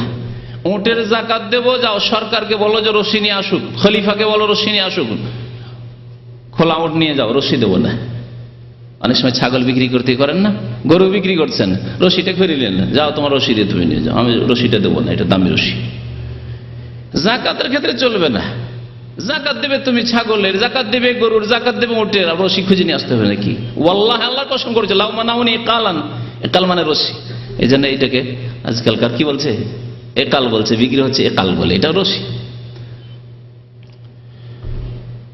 যদি একটা রশি দিতে আপত্তি করে যে রশি দেব না, আর একটি রিওয়ায়াতে রয়েছে বুখারীতে যে ওয়াল্লাহি লাউ মানাউনি আনাকান, আল্লাহর কসম করে বলছি, যদি একটা বকরির বাচ্চা দিতে নিষেধ করে, সবগুলি যাকাত দেবো কিন্তু একটা বকরির বাচ্চা আছে, ওটার যাকাত দেবো না। একটা বকরির বাচ্চা দিতে যদি বাধা দেয় যাকাতের ক্ষেত্রে, অথচ তার উপরে যাকাত ফরজ হয়েছে, লা কাতালতুহুম আলা মানহি, তাহলে এই যে রশি দিতে চায় না অথবা একটা বকরির বাচ্চার যাকাত দিতে চায় না, তার জন্য আমি তাদের বিরুদ্ধে জিহাদ করব সশস্ত্র। আবু বকর সিদ্দিক রাদিয়াল্লাহু তাআলা বললেন, আল্লাহ, কারণ আল্লাহ নবীর জামানায় দিত, আল্লাহ নবীর জামানায় তুমি রশি দিতে, আল্লাহ নবীর জামানায় বকরির বাচ্চার ছাগলের যাকাত দিতে, আজকে দেবে না কেন? ফাকালা, ওমর বলছেন, ফাওয়াল্লাহি, আল্লাহর কসম করেছে, মা হুয়া ইল্লা আন রাআইতুল্লাহ কাদ শারাহা সাদর আবি বকরিন লিল কিতাল, আমি দেখলাম যে আবু বকর সিদ্দিক রাদিয়াল্লাহু তাআলা আনহুর মনকে শক্তিশালী আল্লাহ পাক করে দিয়েছেন, উন্মুক্ত করে দিয়েছেন জিহাদের জন্য। যে এই বাতিলপন্থী, এই যাকাত অস্বীকারী কাফের মুরতাদদের বিরুদ্ধে জিহাদ করতে হবে। ফাআরাফতু আন্নাহুল হক, আমিও বুঝতে পারলাম, অনুধাবন করলাম যে এটি হচ্ছে হক, এটি হচ্ছে সত্য দিন। বলতে চেয়েছিলাম আপনাদেরকে যাকাতের গুরুত্ব। কেউ যদি যাকাত, তাহলে এই হাদিস দ্বারা প্রমাণিত হয় যে যাকাত যদি অস্বীকার করে সে মুসলিম থাকবে, কাফের হয়ে যাবে। এর উপর ইজমা রয়েছে। কেউ যদি যাকাত অস্বীকার করে যে আমি সব কাজ করতে পারবো কিন্তু যাকাত দিতে পারবো না। আজকে বড় বড় যারা পয়সার মালিক, কোটি কোটি টাকার মালিক, যাদের বিদেশে অ্যাকাউন্ট আছে, কোথায় কোথায় অ্যাকাউন্ট আছে তারাই খোঁজ খবর রাখে না, তাদের অনেক সময় যাকাত লক্ষ লক্ষ টাকার যাকাত, 10 লাখ 20 লাখ 30 লাখ 50 লাখ টাকা যাকাত বেরোচ্ছে। মায়া লেগে যাচ্ছে। 10 লাখ টাকা দিয়ে দেবো, 20 লাখ টাকা, 30 লাখ টাকা দিয়ে দেবো, আর দেয়ও নাই। সেই অধিকাংশ লোক, আমাদের বিশেষ করে উপমহাদেশের কথা বলছি, ইসলামিক সরকার যদি হয়, ইসলামিক খেলাফত হয়, তাহলে প্রথম এদের খোঁজ নেওয়া হবে। যেমন খোঁজ নেওয়া হয়েছে খলিফায়ে রাশিদ আবু বকর সিদ্দিক রাদিয়াল্লাহু তাআলা আনহু জামানায়। জিহাদ করলে আবু বকর সিদ্দিক রাদিয়াল্লাহু তাআলা আনহু, তারা সোজা তওবা করে যখন ফিরে আসলো যে আমরা ভুল স্বীকার করছি, যাকাত দেব, তখন জিহাদ বন্ধ করলেন আবু বকর সিদ্দিক রাদিয়াল্লাহু তাআলা আনহু। যদি যাকাত না দেন তাহলে আল্লাহর শাস্তি কি? দুনিয়ার শাস্তির দিকে একটু ইঙ্গিত করেছি শুরুতেই, যে বিভিন্ন রকমের বালা মুসিবত, আযাব গজব আসবে। কারণ হারামের যখন সংমিশ্রণ হবে, হারাম দিয়ে আপনার রক্ত তৈরি হচ্ছে, মাংস তৈরি হচ্ছে, হারাম খাচ্ছেন, হারাম পড়ছেন, ছেলে মেয়েকে হারাম খাওয়াচ্ছেন, যাকাত দেন না, ওই পয়সা দিয়ে ছেলে মেয়েকে পড়াশোনা করাচ্ছেন, তখন বিভিন্ন রকমের বালা মুসিবত আসবে, বিভিন্ন রকমের বিপদ আপদ আসবে, দুনিয়ার গজব। আখিরাতের শাস্তির কথা নবী করিম সাল্লাল্লাহু আলাইহি ওয়াসাল্লাম হাদিস রয়েছে, তা আপনাদেরকে শোনাই।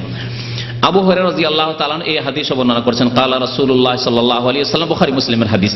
আল্লাহ রাসূল সাল্লাল্লাহু আলাইহি ওয়াসাল্লাম বলেছেন, মা মিন সাহিবে যাহাবিন ওয়ালা ফিদ্দাহ, কোন স্বর্ণের মালিক অথবা চাঁদির মালিক, লা ইউআদ্দি মিনহা হাক্কাহা, যদি তার হক আদায় না করে। ধন সম্পদের হক হচ্ছে কি? যাকাত দেওয়া। ধন সম্পদের ফরজ হক হচ্ছে যাকাত দেওয়া। ফরজ হক ছাড়াও অতিরিক্ত হক আছে, অতিরিক্ত নফল হক আছে, মনে রাখবেন। যার গাড়ি আছে, গাড়ির হক আছে, আমরা অনেক সময় বুঝি না। গাড়ির হক আছে, গরিব আছে, অভাবী আছে, আশেপাশে যার গাড়ি নেই, রোদরে হেঁটে যাচ্ছে, উঠিয়ে নিলেন। বাজার করার জন্য গরিব মানুষ, তার যদি যায় 10 রিয়াল 20 রিয়াল, তার অনেক খরচ হবে, গাড়িতে কোনো সময় উঠিয়ে নিলেন, গাড়ির হক আদায় করলেন আপনি। এইরকম বেশ কিছু হক আছে। ফরজ হকের মধ্যে ধন সম্পদের হক হচ্ছে যাদের ভরণ পোষণ, দায় দায়িত্ব পালন করা, ব্যয় বহন করা ফরজ আপনার উপর, তাদের হক আদায় করা। বাবা মায়ের খরচ বহন করা আপনার ফরজ। যদি ছোট নাবালক ভাই বোন থাকে, তাদের ব্যয় বহন করা আপনার ফরজ। এগুলি হচ্ছে ধন সম্পদের হক। এই ক্ষেত্রে কার্পণ্য চলবে না, হ্যাঁ, কৃপণতা করবেন না। আর অতিরিক্ত নফল দান খায়রাত করা, এগুলি হচ্ছে ধন সম্পদের হক। তো নবী সাল্লাল্লাহু আলাইহি ওয়াসাল্লাম কি বললেন, যে যদি কারোর কাছে স্বর্ণ থাকে, চাঁদি থাকে, আর স্বর্ণ চাঁদির ওপর অন্যান্যগুলোকে কিয়াস করে নেন, রিয়াল আছে, ডলার আছে, বাংলাদেশি টাকা আছে, আর কোন দেশের টাকা আছে, সবগুলি লা ইউআদ্দি মিনহা হাক্কাহা, এর যদি হক আদায় না করেন আপনি, যাকাত প্রথম আদায় করা ফরজ, আর যাদের দায় দায়িত্ব পালন করা আপনার জন্য ফরজ, সেটা আদায় করা ফরজ, বাকিগুলি অতিরিক্ত নফল। যদি আদায় না করে, ইল্লা ইযা কানা ইয়াউমুল কিয়ামা, যখন কিয়ামত হবে, কিয়ামতের মাঠের আযাবের কথা, এখনো জাহান্নামে যেতে পৌঁছেনি, যাওয়ার এখন বাকি আছে, হিসাব নিকাশ এখনো হয়নি। কিয়ামতে যেখানে সূর্য অত্যন্ত নিকটবর্তী আর মানুষ ঘামে হাবুডুবু করবে, নবী করিম সাল্লাল্লাহু আলাইহি ওয়াসাল্লামের হাদিস রয়েছে, সেখানে কি করা হবে? সুফিহাত লাহু সাফাইহা মিন নার, এই স্বর্ণকে, এই চাঁদিকে, এই রিয়ালকে, ডলারকে, টাকাকে, কারেন্সিকে কি করা হবে? আগুনে উত্তপ্ত করে গরম করা হবে। যেমন লোহা গরম করতে দেখেন, ফাল গরম করতে দেখেন, হ্যাঁ, কামার শালায় কামারদেরকে, ফায়ুকুয়া বিহা জামবহু ওয়া জাবিনহু ওয়া যাহরহু, তারপরে তা যখন লাল করা হবে জাহান্নামের আগুনে, তা দিয়ে কিয়ামতের মাঠে বিচার দিবসে দাগ দেওয়া হবে শরীরে। কোন কোন জায়গায়? জামবহু, শরীরের ডানে বামে, আর কোথায়? জাহরাহু, পৃষ্ঠদেশে, পিঠে, পিঠে দাগ দেওয়া হবে। আর কোথায় দাগ দেওয়া হবে? ওয়াজাবিনহু, কপালে, কপালে, মুখমণ্ডলে দাগ দেওয়া হবে। আল্লাহু আকবার। আল্লাহ মাহফাজনা, বলুন আল্লাহ আমাদের হেফাজত করেন এই আযাব থেকে, আল্লাহ আমাদেরকে যেন রক্ষা করেন, আমাদেরকে ফরজ যাকাত আদায় করার জন্য তৌফিক দান করেন। কুল্লামা বারিদাত, যে কোনো জিনিস তাপ দেওয়ার পরে কিছুক্ষণ পর ঠান্ডা হয়ে যাবে, স্বাভাবিক তাই না? ঠান্ডা যখন হয়ে যাবে, এ শাস্তি পেতে থাকবে। ঠান্ডা যখন হয়ে যাবে, উইদাত লাহু, আবার গরম করা হবে, আবার দাগ দেওয়া হবে। কপাল ঠান্ডা হয়ে গেছে, দাগ দেওয়ার পরে আবার লাল করে উত্তপ্ত করে জাহান্নামের আগুনে ওই স্বর্ণ, চাঁদি, টাকা পয়সাগুলিকে দিয়ে আবার গরম করা হবে, আবার এই শরীরের বিভিন্ন অঙ্গ প্রত্যঙ্গে দেওয়া হবে, পিঠে দেওয়া হবে। সেই দিন কত বছরের দিন হবে? ফি ইয়াউমিন কানা মিকদারুহু 50,000 সানা, এমন এক দিবসে, কিয়ামতের দিবস, যেই দিনের সময় এর পরিমাণ কত? 50,000 সানা, 50,000 বছর। একটা দিন হবে শুধু 50,000 বছরের, দুনিয়ার 50,000 বছর। ওই আখিরাতের কিয়ামতের দিনের একটি দিন, দুনিয়ার আমাদের 50,000 বছরের একটি দিন হবে। চিন্তা করুন তো, 50,000 বছরে তো পৃথিবী আদম আলাইহিস সালামকে সৃষ্টি করে হয়তো 50,000 বছর কাটেনি। এত মানুষ পৃথিবীতে চলে এসছে, এত দীর্ঘ সময় ধরে আল্লাহর আযাব এই হতে থাকবে যারা যাকাত দেয়নি তাদের। হাত্তা ইউকযা বাইনাল ইবাদ, যতক্ষণ পর্যন্ত আল্লাহর বান্দাদের ফয়সালা না হয়ে যায়। মুসলিম কাফের, আবার মুসলিমদের মধ্যে গুনাহগার যারা যাকাত দেয়নি, নামাজ পড়েনি, সবার যতক্ষণ ফয়সালা না হবে, ফায়ারা সাবিল, তারপরে যেই ব্যক্তি যাকাত দেয়নি তারপরে তার রাস্তা নির্ণয় হবে, রাস্তা নির্ধারিত হবে। 1 বছর 2 বছরের যাকাত দেয়নি, তাহলে হয়তো কবরের আযাব হয়েছে, তারপরে হাসরের মাঠের এই যে সাজা আযাব হইল তা দিয়ে হয়তো মাফ হয়ে গেল। কিন্তু সারা জীবনে যাকাত দেয়নি, তখন আরো সাজা বাকি আছে, শাস্তি বাকি আছে, জাহান্নামে যেতে হবে। তাই নবী সাল্লাল্লাহু আলাইহি ওয়াসাল্লাম বলছেন, ইম্মা ইলাল জান্নাত ওয়া ইম্মা ইলান নার। যদি মাফ হয়ে যায় কবরের আযাব পেয়ে আর ওই হাসরের মাঠের আযাব পেয়ে, তাহলে জান্নাতে যাবে। নামাজ ঠিক আছে, হজ ঠিক আছে, রোজা ঠিক আছে, কিন্তু বখিলি করেছে, যাকাত দেয়নি, তাহলে জান্নাতে যাবে। যদি মাফ হয়ে থাকে, অল্প স্বল্প তার গুনাহ থাকে যাকাত না দেওয়ার, আর যদি বেশি গুনাহ থাকে ওয়া ইম্মা ইলান নার, জাহান্নামে। তারপরেও জাহান্নামে যে কবরে আযাব পেয়েছে, শাস্তি হয়েছে, হাসরের মাঠে 50,000 বছরের শাস্তি হইল, আর তারপরে জাহান্নামে নিক্ষিপ্ত হবে নামাজ রোজা থাকা সত্ত্বেও যাকাত না দিলেই। এইভাবে যারা উটের যাকাত যাদের ফরজ, যাকাত দেয়নি তার জন্য শাস্তির কথা নবী সাল্লাল্লাহু আলাইহি ওয়াসাল্লাম উল্লেখ করেছেন। যারা ছাগলের যাকাত, গরুর যাকাত ফরজ আছে, সেসব যাকাত দেয়নি, তাদের শাস্তির কথা নবী করিম সাল্লাল্লাহু আলাইহি ওয়াসাল্লাম উল্লেখ করেছেন হাদিসটিতে। আর একটি হাদিস শোনাই, তাও আবু হুরায়রা রাদিয়াল্লাহু তাআলা আনহু বর্ণনা করেছেন যাকাতের সম্পর্কে। আল্লাহ পাকের রাসূল সাল্লাল্লাহু আলাইহি ওয়াসাল্লাম বলেছেন, মান আতাহুল্লাহু মালান, যাকে আল্লাহ পাক ধন সম্পদ দিয়েছেন। বলুন আলহামদুলিল্লাহ, আল্লাহ আমাদেরকে কত নিয়ামত দিয়েছেন। এমন লোক আছে যে দুপুরে খেয়েছে, রাত্রে খাওয়ার ব্যবস্থা নেই, একটি কাপড় আছে, 2টি কাপড়ের ব্যবস্থা নেই। আপনাকে আল্লাহ কত ধন সম্পদ দিয়েছেন, এইসব করেও টাকা পয়সা আপনার বেঁচে যাচ্ছে। 5টি 7টি 10টি 20টি কাপড়ের অভাব নেই। আপনি বলতে পারবেন আপনার স্ত্রীর কয়টি কাপড় আছে? আজকালকার ভাইদেরকে যদি জিজ্ঞাসা করি, বলুন যে আপনার স্ত্রীর কজোড়া কাপড় আছে, বলতে পারবেন না, নিজেও বলতে পারবেন না। আপনার ছেলে মেয়েদের কতগুলি কাপড় আছে, দিনে 2বার 3বার বদলাচ্ছে। 20 বছর 30 বছর আগে চলে যান, হয়তো একটি জামা ছিল না, হয় 2টি ছিল। যারা আজকে থেকে 30 বছর আগে স্কুলে আমাদের সাথে পড়েছেন, ভালো ভালো ঘরের ছেলে, গৃহস্থ মহাজন ঘরের ছেলে, 2টোর বেশি জামা কোনোদিন দেখিনি। তো আল্লাহ পাকের শুকরিয়া আদায় করেন, আল্লাহ পাকের অনেক নিয়ামত দান করেছেন। এই সব করেও তারপরেও টাকা পয়সা বেঁচে গেল, তাদের থেকে শতকরা মাত্র 2.5 টাকা দিতে হবে, তাও দিতে চান না, বখিলি করেন। বলছেন রাসূলুল্লাহ সাল্লাল্লাহু আলাইহি ওয়াসাল্লাম, মান আতাহুল্লাহু মালান, যাকে আল্লাহ পাক ধন সম্পদ দিয়েছেন, ফালাম ইউআদ্দি যাকাতাহু, কিন্তু সে ব্যক্তি যাকাত দিল না, যাকাত দিল না, বছরে একবার যাকাত ফরজ দিল না। কি শাস্তি হবে? মুসসিলালাহু মালহু, মুসসিলালাহু মালহু সুজান আকরা, তার ধন সম্পদগুলিকে এক বিষাক্ত সাপে রূপান্তরিত করা হবে। বিষাক্ত সাপে, সুজা মানে সাপ, আর আকরা মানে বিষাক্ত সাপ, বিষাক্ত সাপে রূপান্তরিত করা হবে। লাহু জাবিবাতান ইউতাওয়িকুহু ইয়াউমাল কিয়ামতের দিনে কামড় দিয়ে ধরবে, শুধু দংশন করে ছোঁ মেরে ছেড়ে দেবে না, কামড় দিয়ে ধরবে। ইয়াখুযু বিলহজামাতাইহি, একবার কামড় দিয়ে ধরবে। ইয়াকুলু, আর বলবে ওই বিষাক্ত সাপ, আনা মালুকা আনা কানজুকা, আমি অন্য কেউ নই, তোমার অপরিচিত নই, আমি তোমার ধন সম্পদ, আনা কানজুকা, আমি তোমার লুকায়িত বস্তু লুকিয়ে রেখেছিলে, লোকজনকে জানতে দাওনি তুমি, তোমার কাছে ধন সম্পদ অনেক ছিল, ওই আমি।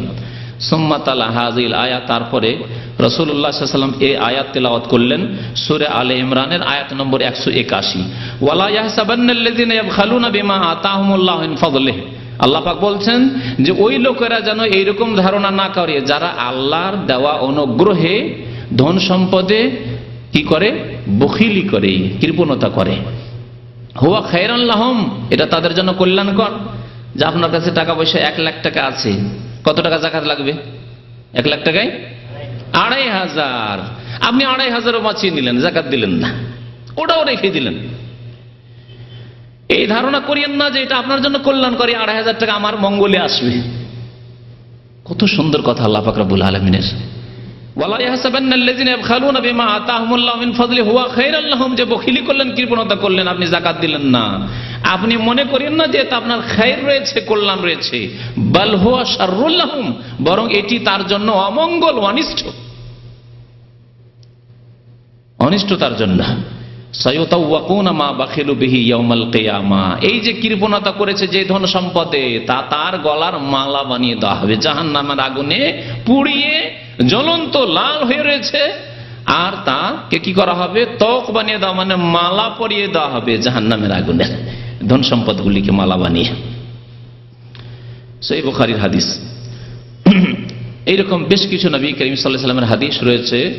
যাকাত যারা দেয় না, বখিলি করে, আংশিক দেয়, কিছু দেয়। একজন লোক জিজ্ঞেস করছে যে আমি মসজিদে দেব, যাকাত দিতে পারবো? বললাম যে মসজিদে যাকাত দেওয়া জায়েজ নয়। তখন বলছে আচ্ছা তো এক কাজ করি, যদি যাকাতটা একটু কম করে দিই। আল্লাহু আকবার, আশ্চর্য হয়ে গেলাম শুনে। যাকাতটা যদি একটু কম করে দিই, মানে শতকরা 1 টাকা দিলাম বা 1.5 টাকা যাকাত দিলাম, আর তারপরে বাকি যেটা বাঁচিয়ে দিলাম সেটাকে যদি মসজিদে দিই। তাই বললাম যে আল্লাহ পাক রব্বুল আলামিন বলছেন শতকরা 2.5% দিতে হবে, 40 টাকায় 1 টাকা দিতে হবে। আপনার এই হস্তক্ষেপের অধিকার কোন আলেমকে তো দেওয়া হয়নি। আল-ইয়াওমা আকমালতু লাকুম দীনাকুম, আল্লাহ পাক বলছেন দিনকে কমপ্লিট করে দিয়েছি, তারপরে তাতে ঘাটতি করা, বাড়তি করা এর ইখতিয়ার কাউকে দেওয়া হয়নি, কোন ব্যক্তিকে দেওয়া হয়নি, কোন খলিফাকে দেওয়া হয়নি। ওহির দরজা বন্ধ হয়ে গেছে, নবী করিম সাল্লাল্লাহু আলাইহি ওয়াসাল্লামের তিরোধান হয়ে গেছে, ইন্তেকাল হয়ে গেছে, এই শরীয়ত কমপ্লিট হয়ে গেছে, আর রাস্তা বন্ধ হয়ে গেছে। যেইভাবে আছে সেভাবে পালন করতে হবে। শতকরা 2.5 টাকা গরিবের হক আল্লাহ নির্ধারণ করেছেন যে 97.5 টাকা তুমি খাও, আর গরিবকে 2.5 টাকা দাও। এটা তোমার নাই, মিসকিনকে দাও, অভাবীকে দাও, ঋণীকে দাও, অসুস্থ ব্যক্তি চিকিৎসা করতে পারছেন না তাকে দাও, ইয়েতিমখানায় দাও, ইত্যাদি ইত্যাদি। জাকাত দিলে পাবেন কি? এতক্ষণ তো শাস্তির কথা কিছু শুনলেন না, জাকাত দিলে পাবেন কি? জাকাত দিলে দুনিয়ায় আল্লাহ পাক রব্বুল আলামিন অনেক কিছু রেখেছেন, বরকত রেখেছেন, আর জাকাত দিলে আখিরাতে মহা পুরস্কার আল্লাহ পাক রব্বুল আলামিন রেখেছেন। আল্লাহ পাক ইরশাদ করেছেন ইন্নাল্লাযীনা আমানু ওয়া আমিলুস সালিহাত, নিশ্চয় যারা ঈমান নিয়ে আসলো এবং সৎকর্ম করলো, ওয়া আকামুস সালাতা, নামাজ কায়েম করলো, ওয়া আতাউজ যাকাতা, যাকাত প্রদান করলো। দেখেন নামাজের পরে আল্লাহ কি করছেন? যাকাতের কথা, আকামুস সালাতা ওয়া আতাউজ যাকাতা, সাথে সাথে যাকাতের কথা আল্লাহ পাক উল্লেখ করেছেন। লাহুম আজরুহুম ইনদা রাব্বিহিম, তাদের জন্য মহা পুরস্কার রয়েছে তাদের রবের নিকট। এই পুরস্কার কে দেবেন? আল্লাহ পাক দেবেন, আল্লাহর ফেরেশতা নয়, অন্য কেউ না। আপনাকে যদি গিফট দেয়, আর আপনার বস সরাসরি যদি আপনার বস, কোম্পানির মালিক, যে প্রথম ব্যক্তি যে কোম্পানির, তিনি যদি দেন তো আপনার খুশির শেষ নাই। কত যে দেশে গিয়ে বয়ান করবেন এই ঘটনায় কিসসা, যে আমার বস সরাসরি আমাকে গিফট দিয়েছে। আর যিনি বসদের বস মুহাম্মদুর রাসূলুল্লাহ সাল্লাল্লাহু আলাইহি ওয়াসাল্লাম, যত আম্বিয়া রাসূল এসেছেন ফেরেশতা সবার রব রব্বুল আলামিন, তিনি বলছেন লাহুম আজরুহুম ইনদা রাব্বিহিম, তাদের জন্য মহা পুরস্কার রয়েছে তাদের রবের নিকট। আর কি? ওয়ালা খাউফুন আলাইহিম ওয়ালা হুম ইয়াহজানুন, তাদের ভয়ও নেই আর তাদের কোনো দুশ্চিন্তাও নেই। এই মহা সম্মান আল্লাহ পাক আল্লাহর ওলিদেরকে দেওয়ার কথা বলেছেন। আপনি আল্লাহর ওলি, আল্লাহর বেলায়েতের দরজা সীমিত হয়ে যায়নি যে যারা কেরামতির ভেলকিবাজি করতে পারবে, আর যারা মুরিদ বানাতে পারবে, যারা আস্তানা নিয়ে বসে আছে, খানকার দরবার শরীফ নিয়ে বসে আছে, তারাই শুধু ওলি না, তাদের অধিকাংশই ভণ্ড। আর কোরআন হাদিসের আলোকে ওলিকে, ওলির গুণ এটি। আল্লাহ পাক ওলিদের কথা উল্লেখ করে আলা ইন্না আউলিয়া আল্লাহি লা খাউফুন আলাইহিম ওয়া লা হুম ইয়াহজানুন, তাদের পুরস্কার সম্পর্কে দুটি কথা বলেছেন, তাদের কোনো চিন্তা নেই, তাদের ভয় নেই। আল্লাযীনা আমানু ওয়া কানু ইয়াত্তাকুন, মুমিন এবং আল্লাহ ভীরু তারা। আর এখানেও আল্লাহ পাক বলছেন ওয়ালা খাউফুন আলাইহিম ওয়ালা হুম ইয়াহজানুন, যারা ঈমান নিয়ে আসবে, আমল ভালো করবে, নামাজ কায়েম করবে, যাকাত প্রদান করবে, লাহুম আজরুহুম ইনদা রাব্বিহিম ওয়ালা খাউফুন আলাইহিম ওয়ালা হুম ইয়াহজানুন, তাদের কোনো ভয় নেই, তাদের চিন্তা নেই, কোনো ভয় নেই কবরে, কোনো ভয় নেই হাসরের মাঠে, কোনো ভয় নেই আপনার দুনিয়াতে যে কোনো অবস্থায় মওত আসুক। কারণ আমি ফরজ আদায় করছি, আমি ওয়াজিব আদায় করছি, আমি নামাজ আদায় করছি আলহামদুলিল্লাহ, ফজর আমার ত্রুটি নেই, আমার যাকাতে 1 পয়সা ত্রুটি নেই, আমার মাতা পিতার সেবাতে ত্রুটি নেই, আমার কোনো আমলে ইনশাআল্লাহ ত্রুটি নেই, আর আমি কোনো রকমের জেনে শুনে গুনাহ করি না, আর বাকি তো তওবা করতেই আছি ভুল ভ্রান্তি হলে। ওয়ালা খাউফুন আলাইহিম ওয়ালা হুম ইয়াহজানুন, কোনো ভয় নেই, কোনো দুশ্চিন্তা নেই। আরো শুনে আল্লাহ পাক ইরশাদ করেছেন, এই ছিল আয়াত সূরা বাকারার 277 নম্বর আয়াত। আল্লাহ পাক রব্বুল আরো ইরশাদ করেছেন সূরা বাকারা 245 নম্বর আয়াতে, মান জাল্লাযী ইউকরিজুল্লাহ কারজান হাসানা, কে আছে যে আল্লাহকে উত্তম ঋণ দেবে? আল্লাহ ঋণ চাইছেন, শুনেছেন কোনদিন? আল্লাহ ঋণ চাইছেন কার জন্য? গরিব মিসকিনের জন্য। আল্লাহ নিয়ে পয়সাওয়ালাদের কাছ থেকে যাদের উপর যাকাত ফরজ হয়েছে গরিবকে দিতে চান, যে আমাকে ঋণ দাও, আমি গরিবদেরকে দেব, কারণ আমি সমান করিনি, সুতরাং তাদের হক তোমাদের উপর রয়েছে, আদায় করতে হবে।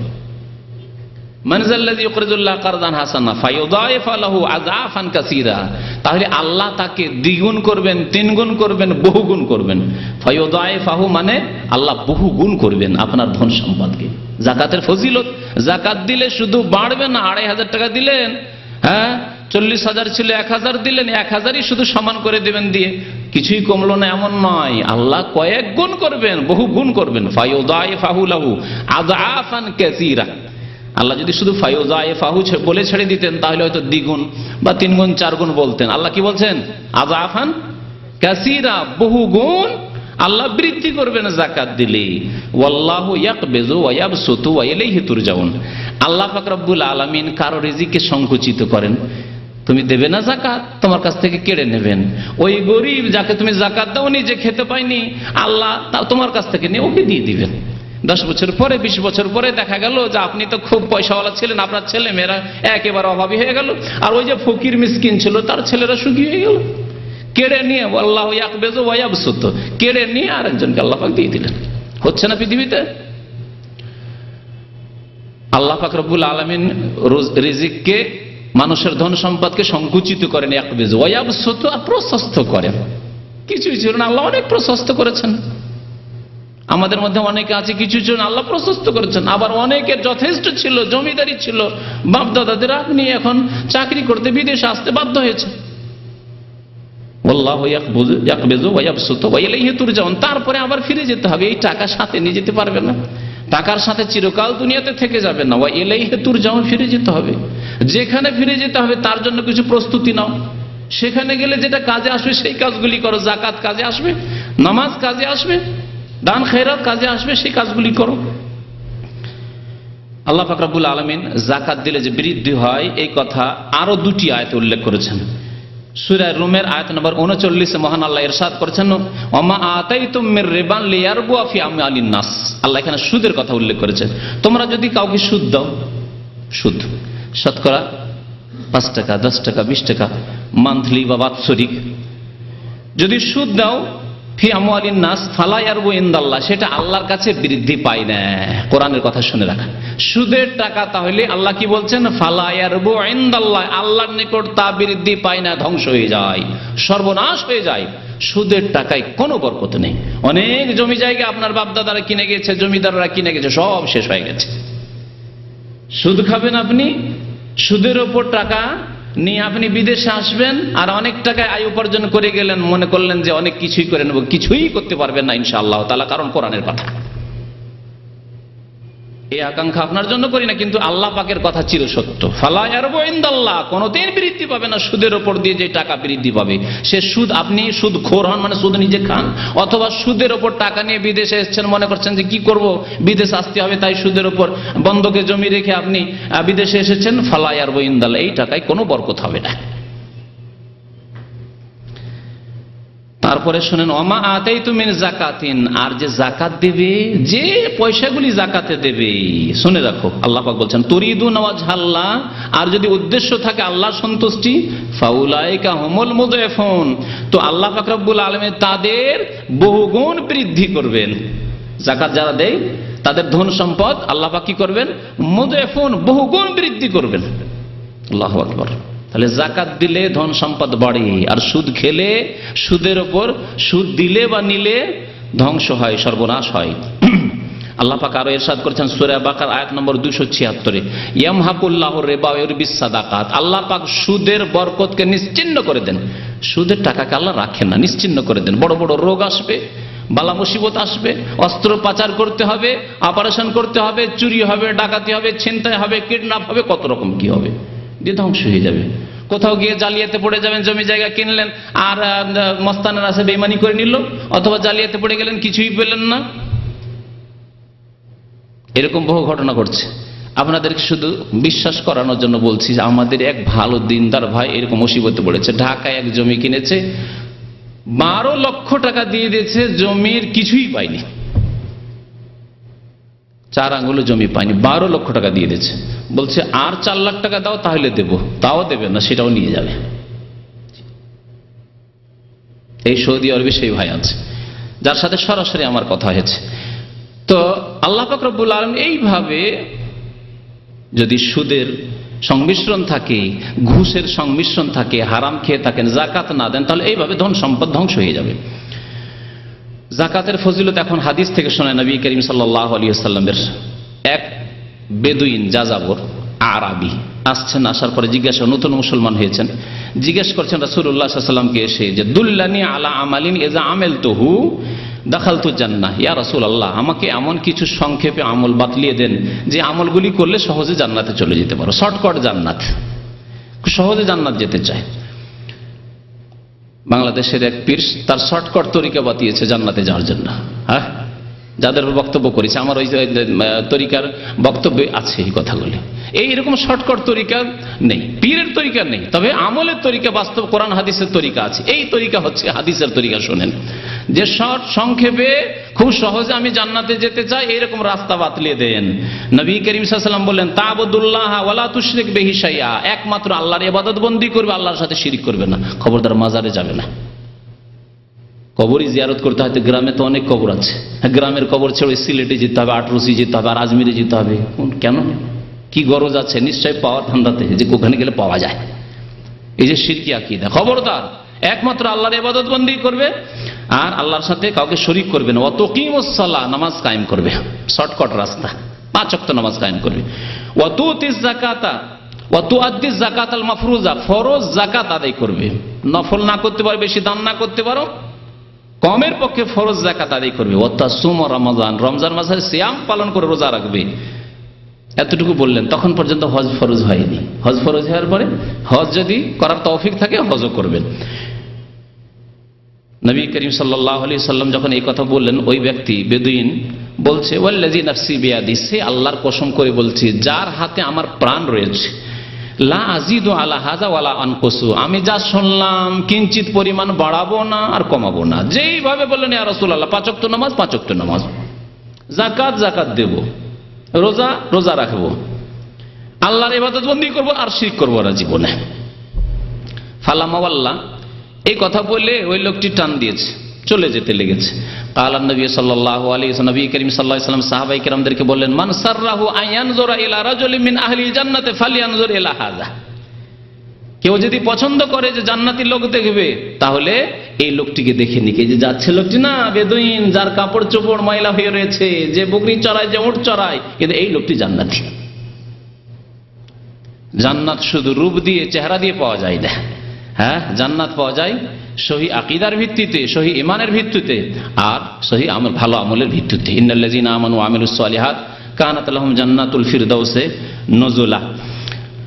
যাকাতের ফজিলত সম্পর্কে আরেকটি হাদিস শোনাই। প্রত্যেকদিন সকালবেলা নবী সাল্লাল্লাহু আলাইহি ওয়াসাল্লাম হাদিস রয়েছে বুখারী মুসলিমের হাদিসে, মা মিন ইয়াউমিন, যে কোনো দিন, ইউসবিহুল ইবাদু ফিহি, সকাল হলে ইল্লা মালাকান ইয়ানজিলান, আকাশ থেকে 2টি আল্লাহর ফেরেশতা নেমে আসে, 2 ফেরেশতা নেমে আসেন। একজন দোয়া করেন, নেক দোয়া করে, একজন বদদোয়া করেন। একজন বলেন আল্লাহুম্মা আত, ফায়াকুলু আহাদুহুমা, এক ফেরেশতা বলেন আল্লাহুম্মা আতে মুনফিকান খালাফা, আল্লাহ যারা তোমার রাস্তায় খরচ করে, যাকাত আদায় করে, যারা সাদকা খেরাত করে, দান করে, আল্লাহ তাদেরকে উত্তম প্রতিদান দাও, আল্লাহ তাদের কি দাও, বিকল্প দাও, যা খরচ করলো তার চাইতে বেশি দাও। খালাফ শুধু নেকি নয়, ধন সম্পদ আরো বৃদ্ধি করো।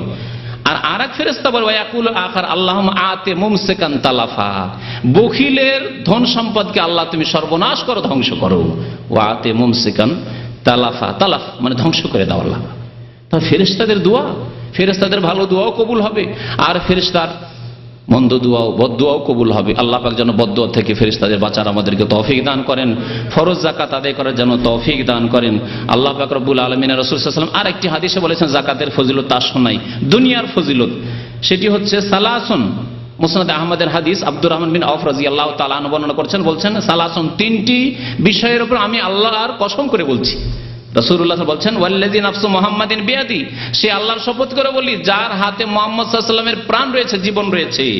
ইন কুনতু লাহালিফান আলাইহিন্না, আমি এই 3টি বিষয়ের উপর শপথ করে বলতে পারি। লা ইয়ানকুসু মালুন মিন সাদাকা, কোন ধন সম্পদ দান করলে কমে যায় না। কি বললেন রাসূলুল্লাহ সাল্লাল্লাহু আলাইহি ওয়াসাল্লাম? লা ইয়ানকুসু মালুন মিন সাদাকা, দান খায়রাত করলে, যাকাত দিলে, সাদকা করলে ধন সম্পদ কমে যায় না, পকেট থেকে বাহ্যিক কমলো, কিন্তু আল্লাহ এমন এমন দিক থেকে রিজিকের রাস্তা খুলে দেবেন, কমে যাবে না, বরং ইউযায়িফুহু আযআফান কাসীরা, যেমন আল্লাহ পাক কোরআনে কারীমে বহু গুণে আল্লাহ বৃদ্ধি করবেন, নবী সাল্লাল্লাহু আলাইহি ওয়াসাল্লামের এই হাদিস। আর একটি বিষয় রয়েছে, কেউ যদি মাফ করে দেয়, অন্যায় করেছে আপনার উপর, মাফ করে দিলেন আপনি, তাহলে আল্লাহ পাক কি করবেন, যাদাহুল্লাহু বিহি ইজ্জান ইয়াউমাল কিয়ামাহ, কিয়ামতের দিন আল্লাহ পাক তাকে আরো বড় সম্মান দেবেন। দুনিয়াতে সম্মান দেন, আপনি ধৈর্য ধরেন আর আপনি মানুষকে মাফ করে দেন, যাক জুলুম করেছিস, আমি আর প্রতিশোধ নেব না, আল্লাহ পাক সম্মান বাড়িয়ে দেবেন আপনার। তৃতীয় বিষয় হচ্ছে ওয়ালা ইয়াফতাহু আবদুন বাবা মাসআলা, কেউ যদি ভিক্ষা করে বেড়ায়, ভিক্ষাকে পেশা বানিয়ে নিল আর ওর উপরে নির্ভরশীল, অথচ সুস্থ কাজ করে খেতে পারবে, চাকরি করতে পারবে। আমাদের ভিক্ষুগুলো এরকম, চাকরি করতে চায় না, কাজ দিলে কাজ করবে না। যদি কেউ ইচ্ছা করে কাজকর্ম বাদ দিয়ে ভিক্ষা করা পেশাধর, ইল্লা ফাতাহাল্লাহু আলাইহি বাবা ফাকরিন, তাহলে আল্লাহ তার জন্য দারিদ্রের দরজা উন্মুক্ত করে দেবে, অভাবই ছুটবে না। এই জন্য ভিক্ষুকের ছেলে কোনোদিন বড় লোক হয় না। চাষির ছেলে বড় লোক হয়েছে, হ্যাঁ, ক্লিনারের ছেলে বড় লোক হতে পারে, হ্যাঁ, অশিক্ষিতের ছেলে বড় লোক হতে পারে, মেহনত করে জন মজুরের ছেলে বড় লোক হতে পারে, সুখী হতে পারে, কিন্তু ভিক্ষুকের ছেলেও ভিক্ষুকই হবে, ভিক্ষুকের মেয়েও ভিক্ষুকই হবে, হ্যাঁ, সুখী হইতে পারবে না। এই নবী করিম সাল্লাল্লাহু আলাইহি সাল্লামের কসম করা হাদিস, কসম করে বলেছেন। আল্লাহ পাক যেন আমাদেরকে এই খারাপ গুণগুলি থেকে বাঁচার তৌফিক দান করেন, ফরজ যাকাত আদায় করার যেন তৌফিক দান করেন, আমাদেরকে দান খায়রাত করার যেন তৌফিক দান করেন। আরো বেশ কিছু মাসলা মাসাইলে যাকাত, 5টি সম্পদে, 5 রকমের সম্পদে ফরজ, ইনশাআল্লাহ তাআলা সময় হলে আলোচনা করা যাবে, কারণ আজকে সময় শেষ হয়ে যাচ্ছে। আর যদি আপনাদের কিছু প্রশ্ন থাকে, প্রশ্ন উত্তরে সংক্ষেপে আমি ওগুলি বলে দেবো। যাকাত সম্পর্কে আরো বেশ কিছু আলোচনা রয়েছে, আরো 1-1.5 ঘন্টা কমপক্ষে আলোচনা করলে যাকাতের পুরো হক আদায় হবে। ইনশাআল্লাহ তাআলা অন্য মজলিসে সে আলোচনা করা যাবে। আল্লাহ যেন আমাদেরকে নেক আমলের তৌফিক দান করেন, আল্লাহ পাক আমাদের রিজিকে যেন বরকত দান করেন, আমাদেরকে দান করার যেন তৌফিক দান করেন, দান করার যেন মানসিক তৌফিক দান করেন, ঈমানি তৌফিক দান করেন, আর আর্থিক যেন আল্লাহ পাক তৌফিক দান করেন। আল্লাহ আমাদেরকে যাকাত যেন আদায় করার জন্য তৌফিক দান করেন। আমিন ইয়া রাব্বাল আলামিন। সাল্লাল্লাহু আলা নবিয়িনা মুহাম্মদ ওয়া আলা আলিহি ওয়া সাহবিহি আজমাইন। এরপরে রমজান মাস চলে আসবে। রমজান মাসে আমাদের এখানে প্রোগ্রাম হবে, কিন্তু একটু লেট করে হবে, 9:30টার পরে হবে। 9:30টায় হয়তো তারাবি অনেক জায়গায় শেষ হয়, সুতরাং 9:30টার আগে নয়, 9:30টার পরে আসবেন। 9:30 থেকে 9:45টায় হয়তো আমরা শুরু করব। 9:10টায় শুরু করলে 11:30 পর্যন্ত 1 ঘন্টা আলোচনা থাকবে। যেসব ভাইদের ডিউটি নেই আসার চেষ্টা করবেন, যেসব ভাইয়েরা ফ্যামিলিওয়ালা আছেন তারাও আসতে পারেন, ফ্যামিলিদের ব্যবস্থা থাকবে ইনশাআল্লাহ তাআলা। আসলে ইনশাআল্লাহ বিষয় ভিত্তিক বেশ কিছু আলোচনা হবে। জি, শুক্রবার জুমার পর প্রোগ্রাম চলতে থাকবে ইনশাআল্লাহ। শুক্রবার জুমার পর প্রোগ্রাম চলতে থাকবে, আর মঙ্গলবারেও এসব পর প্রোগ্রাম চলবে ইনশাআল্লাহ। জি,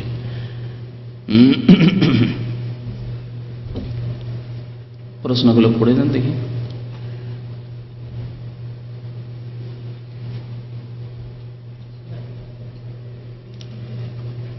যাকাত সম্পর্কে যে প্রশ্নগুলি আছে সেগুলির প্রথম উত্তর দিই। হ্যাঁ, আপন বোনকে যাকাত দেওয়া যাবে কি না?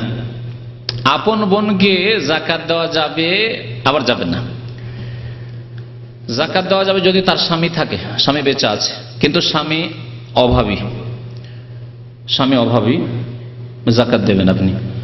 অথবা এরকম যে বোনের বিয়ে শাদী হয়ে গেছে, বিয়ে শাদী হয়েছে আর অভাবী হয়ে রয়েছে, তখন যাকাত দেবেন। কিন্তু যদি বোন এখনো বিয়ে শাদী হয়নি, আপনার বাড়িতে আছে, আপনার আব্বার বাড়িতে আছে, বিবাহ শাদী হয়নি, বয়স হোক আর কম হোক, নাবালিকা হোক আর সাবালিকা হোক, অথবা বিয়ে হয়েছিল বিধবা হয়ে গেছে, তালাক প্রাপ্ত হয়ে গেছে, আপনার বাড়ি ফিরে এসে, তাহলে সেই ক্ষেত্রে যাকাত ব্যবহার করবেন না, কারণ এই ক্ষেত্রে এর ভরণ পোষণ আপনার উপর ফরজ। দুটি মসলায় পার্থক্য আশা করি বুঝতে পেরেছেন না? পারেননি? যখন আপনার বোনের স্বামী বেঁচে আছে, ভরণ পোষণ কার উপর ফরজ? স্বামীর উপর ফরজ, কিন্তু স্বামী অভাবী, তখন যাকাত দিতে পারবেন, ঠিক আছে?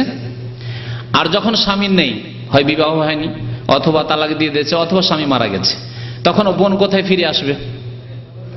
বাবার বাড়ি ফিরে আসবে। আব্বার নেই, অথবা আব্বা চালাতে পারছেন না, তখন আপনার বাড়ি ফিরে আসবে। আর আপনি আলহামদুলিল্লাহ তাকে খাওয়াইতে পারবেন। আপনার 5টি ছেলে আছে, যদি 6টি হইতো খাওয়াইতেন না? 3টি মেয়ে আছে, আরেকটি যদি মেয়ে হইতো খাওয়াতেন না?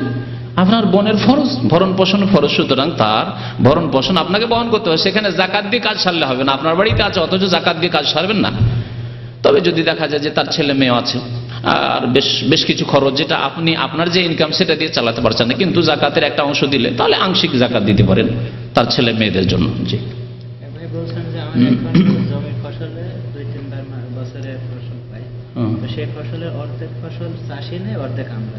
জি, এর মানে জাকাতটা কিভাবে? এক ভাই জিজ্ঞেস করেছেন যে পশুর মানে ফসলের জাকাত আদি দিয়ে রেখেছে, জমি আদি দেয়, যেটা আদি দিয়ে রেখেছে, অর্ধেক ফসল যে জমি করে চাষি সে নেই, আর অর্ধেক ফসল দিয়ে দেয় মালিককে। এই অর্ধেক ফসল যেটা আসবে সেটা থেকে আপনি জাকাত দেবেন, আর বাকি অর্ধেক যে চাষি পেল তার উপর পশুর ফরজ সে দেবে, সেটা আপনাকে দিতে হবে না। আপনার কাছে যতটা আসবে তত দেবেন। এটা কি বছরে 2-3 বার? যতবার আসবে ফসল তখনই দিতে হবে। ফসলের ক্ষেত্রে জাকাত আর টাকা পয়সার জাকাত ভিন্ন ভিন্ন। টাকা পয়সার জাকাত বছরে একবার, যখন আপনার নেশাবে পৌঁছিল, অর্থাৎ সর্বনিম্ন নিসাব হচ্ছে 400 রিয়াল, বাংলাদেশি টাকা 7,500 থেকে 8,000 টাকা চাঁদির নিসাব। তো 7,500 টাকা বা 400 রিয়াল আপনার কাছে আজকে জমা হলো, তাহলে আগামী 1 বছর পরে যেদিন 1 বছর পুরো হবে সেই দিন আপনার জাকাত ফরজ হবে। মধ্যখানে যদি একেবারে জিরো হয়ে গেছিল, কিছু টাকা ছিল না, তাহলে শেষ হয়ে গেছে, আবার সেই দিন থেকে, তারপরে যখন আবার নেশাবে পৌঁছল 400, সেই দিন থেকে আবার বছর শুরু হবে। তো বছরে একবার জাকাত দিতে হবে টাকা পয়সা স্বর্ণ চাঁদির। পক্ষান্তরে ফসলের খাদ্যদ্রব্যের জাকাত হচ্ছে অসুর। আল্লাহ বলছেন ওয়াতু হাক্কাহু ইয়াউমা হাসাদিহি, কেটে মেরে নিয়ে আসার দিন তার হক আদায় করো। যেদিন কেটে মেরে নিয়ে আসলেন সেই দিনে তার অসুর দিয়ে তারপরে নিজের গোলাতে নিজের বাড়িতে উঠাবেন আপনি আপনার ফসল। জি, আলাদা করে দেন, আলাদা করে যদি গরিব মিসকিনকে দেওয়ার সেই দিন যা দিলেন দিলেন, বাকি কিছু রাখলে আপনি অসুর বলে রাখেন, আলাদা করে রাখেন। একদিনে হয়তো বিতরণ করতে পারলেন না বা করা সম্ভব না, আরো কিছু গরিবরা আছে তাদের দিতে হবে, আলাদা করে রাখেন আপনি। কিন্তু যেদিন কেটে মেরে ওঠালেন সেই দিনই আপনি অসুর আলাদা করে দেবেন। ভাই বলছেন যে আমার স্ত্রীকে বিয়ের সময় বেশ কিছু স্বর্ণ দিয়েছিলাম, কিন্তু তার কোনো জাকাত দেওয়া হয়নি, কারণ আজ পর্যন্ত আমি অনেক টাকা। এক ভাই বিয়ে করেছেন, অনেক স্বর্ণ দিয়েছেন তার স্ত্রীকে, কিন্তু জাকাত দেওয়া হয়নি। জাকাত প্রত্যেক বছরের দিতে হবে, যে ক বছর হয়ে গেছে প্রত্যেক বছরের জাকাত হিসাব করে দিতে হবে। জি, আপনার স্ত্রীর উপর ফরজ, সে যদি না দিতে পারে আপনি দেন, অথবা সেই অলংকার থেকেই দিলেন। আপনি দিলেন না, আজ সে বলছে আমার কাছে কোনো পয়সা নেই, সে অলংকারকে মাইনাস করে দেবে। সে অলংকারকে দেখবে যে আমার কাছে আছে 40 ভরি, তাহলে তার কত দিতে হবে? 40 ভরিতে 1 ভরি দিতে হবে। 20 ভরি সোনা আছে, 20 ভরিতে তাকে আধা ভরি দিতে হবে, সেখান থেকে মাইনাস করে দেবে। এটা দেখেন কি আছে, কাদেরকে জাকাত দেওয়া যাবে আর কাদেরকে দেওয়া যাবে না? বললাম যে আরেকটা বক্তব্যের সময় থাকলো, কমপক্ষে 1-1.5 ঘন্টা আরো বলতে হবে। তার মধ্যে একটা বিষয় ছিল যে জাকাত কোন কোন খাতে বিতরণ করবেন, কাকে কাকে দেবেন। আল্লাহ পাক রব্বুল সূরা তওবার আয়াত নম্বর 60 ইরশাদ করেছে ইন্নামাস সাদাকাতুল লিল ফুকারাই ওয়াল মাসাকিন ওয়াল আমিলিনা আলাইহি ওয়াল মুআল্লাফাতি কুলুবুহুম ওয়া ফির রিকাবি ওয়াল গারিমিনা ওয়া ফি সাবিলিল্লাহ ওয়া ইবনিস সাবিলি ফরিদাতাম মিনাল্লাহ ওয়াল্লাহু আলিমুন হাকিম। কত প্রকার হলো? 8 প্রকারের 8 শ্রেণীর লোককে জাকাত দেবেন। আল্লাহ বলছেন ইন্নামাস সাদাকাতুল লিল ফুকারাই ওয়াল মাসাকিন, ফকিরদের। ফকির আর মিসকিনের পার্থক্য গত সপ্তাহে মনে বয়ান করেছিলাম নাকি? ফকির যার একবার খাবার আছে বা নেই, কিছুই নেই। আর মিসকিন যার 2 বার আছে কিন্তু 3 বার নেই, অর্ধেকের একটু বেশি আছে কিন্তু পুরো নেই তার কাছে খরচ, মিসকিন। আর তারপরে আল্লাহ বলছেন ওয়াল আমিলিনা আলাইহা, যারা এই জাকাতের জন্য মেহনত পরিশ্রম করে, গ্রামে গ্রামে গিয়ে জাকাত আদায় করে নিয়ে আসে, অথবা সারাদিন ধরে বসে বসে জাকাত বিতরণ করছে। ও কাজে গেলে কাজ করতো, 200 টাকার কাজ করতো, তাহলে ওর পারিশ্রমিক দিতে হবে। বেশি পরিমাণ খাবে, লাখ লাখ টাকা, হাজার হাজার টাকা তা নয়, কিন্তু ওর মোটামুটি পারিশ্রমিক একটা দিতে হবে, আনুমানিক ওজিফা। ওয়াল আমিলিনা আলাইহা ওয়াল মুআল্লাফাতি কুলুবুহুম, যাদের অন্তরকে আকৃষ্ট করার উদ্দেশ্য, অর্থাৎ নতুন মুসলমান, অথবা সামান্য একটু চিকিৎসা, একটা অমুসলিম আছে, ওর ছেলে মেয়ের চিকিৎসা দিলে, বা ওর স্ত্রীর কাপড় নেই একটু দিলে, বা একটু মেয়ের বিবাহ আছে দিলে, তার সাথে ইসলামের দাওয়াত দিলে ইসলাম কবুল করে নিবে, হয়তো ইসলামের দিকে আকৃষ্ট করার জন্য। বিশেষ করে যারা ইসলাম গ্রহণ করে নিয়েছে, অভাবী হয়ে রয়েছে, বাবা থেকে কিছু পায়নি, সে পরিবার থেকে বঞ্চিত হয়েছে, তাদের কথা এখানে উল্লেখ করা জরুরি। তারপরে আল্লাহ আল মুআল্লাফাতি কুলুবুহুম ওয়া ফির রিকাবি, তারপরে গর্দন আজাদ করার জন্য, অর্থাৎ কেউ যদি কৃতদাস হয়ে যায়, কোনো মুসলিম কৃতদাস হয়ে গেছে, কৃতদাসের জামানা নেই, তাহলে আজকাল যারা বন্দী, জেলে বন্দী হয়ে আছে, নির্দোষী অথবা দোষী লোক ছিল কিন্তু তওবা করে নিয়েছে, বেচারা নামাজি হয়ে গেছে, ধার্মিক হয়েছে, জেলে গিয়ে পরেশগার ভালো হয়ে গেছে, ভালো মানুষ হয়ে গেছে, আর এসে ডাকাতি করবে না, আর এসে চুরি করবে না, আর এসে জেনা ব্যভিচার কুকাজ করবে না, মদ খাবে না, যদিও হয়তো এই ধরনের কোনো কেসে গেছে, কিন্তু দিনদার ভালো মানুষ হয়ে গেছে। তাহলে জেল থেকে বন্দীকে রেহাই করার জন্য, জামিন করার জন্য, দেশে যেমন জামানত আছে, জামিন করার জন্য, বিশেষ করে ভালো মানুষ যারা, তাদেরকে ওয়া ফির রিকাব ওয়াল গারিমিন, আর ঋণী, এমনিতে মোটামুটি খেয়ে দিয়ে চলে যাচ্ছে, 5,000 টাকা মাসে বা 500 রিয়াল পাই দিয়ে সংসার চলে যায়, কিন্তু তার উপর 20,000 টাকা 30,000 টাকা ঋণ আছে, ঋণ দিতে পারছে না, ঋণ পরিশোধ করতে পারছে না, ওয়াল গারিমিন, তো ঋণ পরিশোধ করার জন্য ওয়াল গারিমিন ওয়া ফি সাবিলিল্লাহ। আর 7 নম্বরে হচ্ছে যারা আল্লাহর রাস্তায়, আল্লাহর রাস্তায় যদি জিহাদ ফি সাবিলিল্লাহ থাকে, বর্তমানে বাস্তবে জিহাদ ফি সাবিলিল্লাহ নেই, কাকে দিবেন? সুতরাং এই রাস্তা যখন খুলবে তখন দেবেন। ফি সাবিলিল্লাহর একটি অর্থ আমাদের দেশের উলামারা যা বলে থাকে সেটা হচ্ছে মাদ্রাসাগুলি, এতিমখানাগুলি, মসজিদ নয়। মসজিদ ফি সাবিলিল্লাহ, মসজিদে আমরা সবাই সচ্ছল লোকেরা নামাজ পড়ি অধিকাংশ, সুতরাং মসজিদ নিজের দান দিয়ে, চাঁদা দিয়ে মসজিদ তৈরি করতে হবে। আর মাদ্রাসাগুলি, বড় বড় মাদ্রাসা রয়েছে, এতিমখানা রয়েছে, তাতে একটা অংশ দেওয়া যেতে পারে। কারণ একজন ছাত্র, গরিব ছাত্র, তার বাবা ভাবি মানুষ, মাদ্রাসার ছাত্রকে পয়সা দিতে পারে না, পড়াশোনা বন্ধ করে দেওয়ার মতো অবস্থা, তাহলে তাকে দেন, কিতাবের খরচ দিয়ে দেন, তার মাসিক খরচ দিয়ে দেন, ভাতা তুমি পড়ো, মাদ্রাসায় পড়ো, যা খরচ লাগে দেবো, ফি সাবিলিল্লাহ। কারণ একটি হাদিসে রয়েছে তিরমিজিতে, মান খারাজা লিতালাবিল ইলমি ফাহুয়া ফি সাবিলিল্লাহ, যে ব্যক্তি ইলম হাসিল করার জন্য, বিদ্যা অর্জনের জন্য বের হলো, সে আল্লাহর রাস্তায় বেরিয়ে পড়লো, তাহলে এটা ফি সাবিলিল্লাহ। ওয়াবনিস সাবিল 8 নম্বরে হচ্ছে মুসাফির।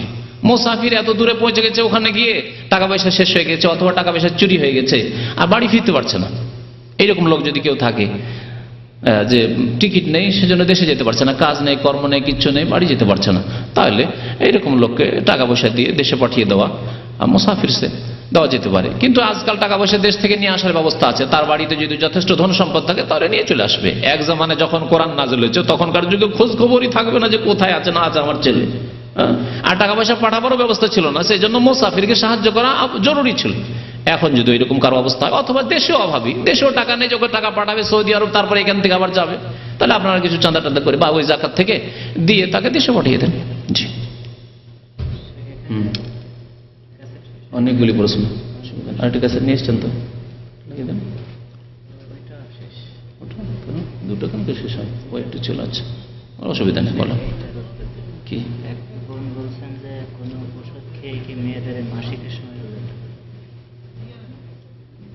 একটি প্রশ্ন এসছে যে কোন ঔষধ খেয়ে কি রোজার মাসে মা বোনদের যে সময়টা মাসিক থাকে তা বন্ধ করে রোজা রাখা যাবে? যাবে, শরীয়তে জায়েজ আছে। যদি মাসিককে ডিলে করতে চায়, বিলম্ব করতে চায়, উমরার উদ্দেশ্যে বা হজের উদ্দেশ্যে অথবা রোজা রাখার উদ্দেশ্যে, তা ওষুধ খেয়ে চলবে, কিন্তু না করাই ভালো, কারণ এর স্বাস্থ্যগত ক্ষতি রয়েছে।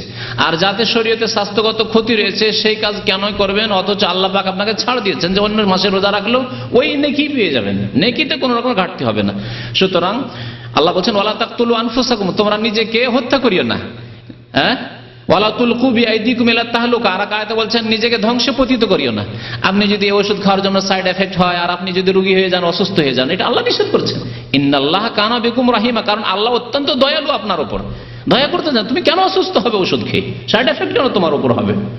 জি, তবে জায়েজ আছে, কেউ যদি করতে চায়, না আমি তারপরও একটু জোর দিয়ে আমি রোজাটা এখনই রেখে নেব, আর আমার ক্ষতি হবে না, বা ডাক্তার আপনার কনসাল্ট করেন, ডাক্তার বলে না তেমন ক্ষতি নাই, তাহলে করেন। কিন্তু আমি যা জানি যতটুকু যে ক্ষতি হতে পারে, সুতরাং আপনি নিজে থেকে ক্ষতি নেবেন না। জি, শ্বশুর বাড়ি জাকাত দেওয়া যাবে, কারণ তাদের ভরণ পোষণ নেই। আপন ভাই যদি নাবালক হয় তাহলে তার ভরণ পোষণ জরুরি, তাহলে জাকাত দেওয়া যাবে না। কিন্তু আপন ভাই যদি বড় হয়ে গেছে আর তার ফ্যামিলি বড় অভাবী, অত্যন্ত গরিব মানুষ, তাহলে জাকাত দেওয়া যাবে, তার ছেলে মেয়েদের জন্য লালন পালনের জন্য জাকাত দেওয়া যাবে। গত বছর 2 লক্ষ টাকা ছিল, এই বছর 5। শ্বশুর বাড়ির ক্ষেত্রে মনে রাখবেন অভাবী হইতে হবে, এই 8টি খাতের কোন একটিতে পড়তে হবে, হয় ফকির হবে, না হয় মিসকিন হবে, না হয় ঋণী হবে ইত্যাদি, অসুস্থ হবে, চিকিৎসার পয়সা নেই ইত্যাদি। গত বছর 2 লক্ষ টাকা ছিল, এই বছর 5 লক্ষ টাকা আছে, 2 লক্ষর জাকাত দিতে হবে না 5 লক্ষ? 5 লক্ষের জাকাত দিতে হবে। 2 লক্ষ টাকার গতবার জাকাত দিয়েছেন, 2 লক্ষ ছিল, কিন্তু গত এক বছরের মধ্যে কখনো 2.5 থেকেছে, 3 থেকেছে, 3.5, 4 করতে করতে 5 হয়ে গেছে। সুতরাং টোটাল যা এই এক বছর, আর এক বছর পুরো হওয়ার পরে টোটাল যা হলো সম্পূর্ণটা জাকাত দিতে হবে। জি, তার মধ্যে কিছু অংশ 1 মাস আগে হয়তো এসছে, 2 মাস আগে, 3 মাস আগে এসছে, মাসলা ভালো করে বুঝে নেবেন, কিন্তু জাকাত পুরোটাই দিতে হবে। বেনামাজি গরিবকে জাকাত দেওয়া যাবে, বেনামাজি গরিবকে যদি তওবা করাতে পারেন তাহলে জাকাত দেওয়া যাবে। এই শর্তে জাকাত দিচ্ছি কিন্তু তোমাকে নামাজ পড়তে হবে, না হলে দেওয়া যাবে না। নবী সাল্লাল্লাহু আলাইহি ওয়াসাল্লাম বলেছেন তু খাযু মিন আগনিয়াহিম ফাতুরাদ্দু আলা ফুকারা, যাকাত মুসলিম সচ্ছলদের কাছ থেকে না, বিত্তবানদের কাছ থেকে নেওয়া হবে, আর তাদের ফকির মিসকিনকে দেওয়া হবে, তাদের ফকির। আর বেনামাজি শহীদ হচ্ছে যে মুসলিম থাকে না।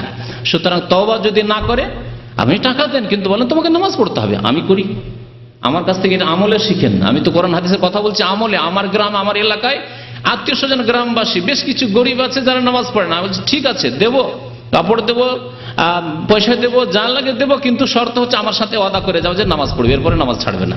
ওয়াদা করে সে মুনাফিক করে আবার আল্লাহর কাছে জবাব দিবে, কারণ আমার দাওয়াত আমি তাকে পৌঁছে দিয়েছি, আর আমার দান দিয়েছি তাকে মুসলিম করে তওবা করিয়ে নেওয়ার পরে। যে তওবা করলো, যে নামাজ পড়লো, সে মুসলিম হয়ে গেল, তারপরে তাকে দিয়েছি, আমি দান করেছি। হিম্মত করেন। আপনি যেখানে দান করতে পারছেন, আপনার কি ভয় আছে সেখানে? ইসলামের দাওয়াতের কাজে লাগান আপনার ধন সম্পদকে। আল্লাহর কাছে এটাও বলতে পারেন যে আল্লাহ, দান তো করেছিলাম, যাকাতও দিয়েছিলাম, তার সাথে ইসলামের দাওয়াতও দিয়েছিলাম, নামাজের দাওয়াতও দিয়েছিলাম। স্বর্ণ এক তো হচ্ছে নিসাব, মানে সর্বনিম্ন যে স্বর্ণ হলে জাকাত লাগবে, সেটা হচ্ছে 7.5 ভরি, 7.5 ভরি বা 85 গ্রাম। 85 গ্রাম যদি কারো কাছে থাকে তাহলে জাকাত লাগবে, তার কম হলে জাকাত লাগবে না। আর জাকাত হচ্ছে 40 ভাগের 1 ভাগ। স্বর্ণে, চাঁদিতে, টাকাতে, রিয়ালে, ডলারে, সবকিছুতে, ব্যবসায়ী সামগ্রীতে, এগুলিতে 40 ভাগের 1 ভাগ লাগবে। জি, খাদ্যদ্রব্য যদি সেচ করে হয় তাহলে 20 ভাগের 1 ভাগ। বিনা সেচে যদি এমনি হয়ে যায়, ফসলে বিছন বুনে দিলেন, ছিটিয়ে দিলেন, আর হয়ে গেল, তাহলে 10 ভাগের 1 ভাগ। 10 ভাগের 1 ভাগকে আরবিতে অসর বলে, আশারা থেকে অসর।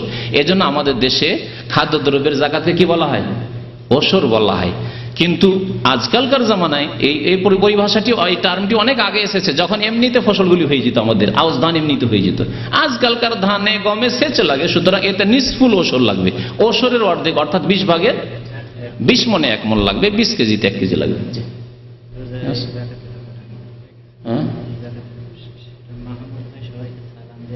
এক ভাই লিখেছেন, মাহমুদ ভাই সবাইকে, আমাদের এক ভাই মাহমুদ এখানে ইসলামিক সেন্টারে বেশ আসতেন এবং একনিষ্ঠ মেহনতি মানুষ, জাযাহুল্লাহ খায়র। উনি দেশে গিয়েছেন, আপনাদেরকে সালাম পৌঁছেছেন। জি, ওয়ালাইকুম আসসালাম, এবং দোয়া চেয়েছেন আল্লাহ যেন তাকে সহি সালামতে রাখেন। বিদাতীদের, মুশরিকদের, বেদিনদের আল্লাহ ফিতনা থেকে যেন তার হেফাজত করেন। আমিন।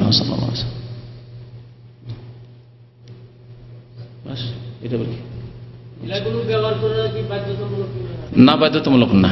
ঢেলা কুলুক বাধ্যতামূলক না। পানি যদি থাকে তো সবচাইতে উত্তম হচ্ছে পানি দিয়ে। আর যদি পানি না থাকে বা পানির অভাব থাকে তাহলে ঢেলা কুলুক ব্যবহার করবে। ঢেলা কুলুক নেই 40 কদম, এটি বিদাত এবং বেয়াদবিও, এই কাজ করবেন না। ঢেলা কুলুক নিতে হইলে পানি কম আছে, অথবা পানির প্রয়োজন আছে, জমজমের পানি অথবা ময়াসেহা আছে, আপনি ঢেল ব্যবহার করেন, পাথর ব্যবহার করেন, বালি, ধুলো বালি ব্যবহার করেন, ইত্যাদি টিস্যু ব্যবহার করেন। কিন্তু পানি থাকলে পানিতে ওর চাইতে বেশি পরিষ্কার হবে, সুতরাং পানি ব্যবহার করবেন। কিছু কিছু আলেমদের মত আছে যে দুটোই করতে পারেন। পায়খানাটাকে বা নাপাকিটাকে হালকা করার জন্য টিস্যু বা ঢিলা ব্যবহার করে নিলেন, আর তারপরে পানি ব্যবহার করেন। কিন্তু এইটাও কোনো প্রয়োজন নাই। সাহাবায়ে কেরামরা এইরকম সাধারণত আমল করতেন না। এই মর্মে যে কোবাবাসীর কথা আছে যে তারা দুটো ব্যবহার করতো, হাদিস অত সহি নাই। তারপরে যদি কেউ করে তাহলে করতে পারে, ঢেলা দিয়ে একটু হালকা করে নিল, পাথর দিয়ে বা টিস্যু দিয়ে, তারপরে পানি দিয়ে ধুয়ে নিল, এটা সবচাইতে বেস্ট। পানির চাইতে বেশি তাহারাত, পবিত্রতা কোনোদিন ঢেলা দিয়ে হবে না। ঢেলা দিয়ে পরিষ্কার করার পরে তারপরে একটু ওই নাপাক জায়গাগুলি যেগুলি পাক করলেন আপনি ঢেলা দিয়ে বা টিস্যু দিয়ে, ঘেমে গেলেই তারপরে আবার দুর্গন্ধ ছড়াবে, কিন্তু পানিতে তা হবে না, ঠিক না? সুতরাং পানির পবিত্রতা সবচাইতে ভালো পবিত্রতা। ওয়াসাল্লাল্লাহু আলা নবিয়িনা মুহাম্মদ ওয়া আলা আলিহি ওয়া সাহবিহি আজমাইন। ব্যবহার করলেও জাকাত দিতে হবে। সহি হচ্ছে যে ব্যবহার করা হোক আর রাখাই হোক, জাকাত দিবে। স্বর্ণের গয়না যেগুলো অলংকার ব্যবহার করা, সেগুলোতে জাকাত দেবেন। যদিও বেশ কিছু আলেমদের ইখতিলাফ আছে, কিন্তু এই ক্ষেত্রে সতর্কতা হচ্ছে জাকাত দিয়ে দেওয়া। হ্যাঁ, ইমাম আবু হানিফা রাহমাতুল্লাহ আলাইহির মাযহাব, যে মাযহাব অন্যান্য ক্ষেত্রে ফলো করছেন, জাকাত দিয়ে দেওয়া, জাকাত দেবে অলংকার। যে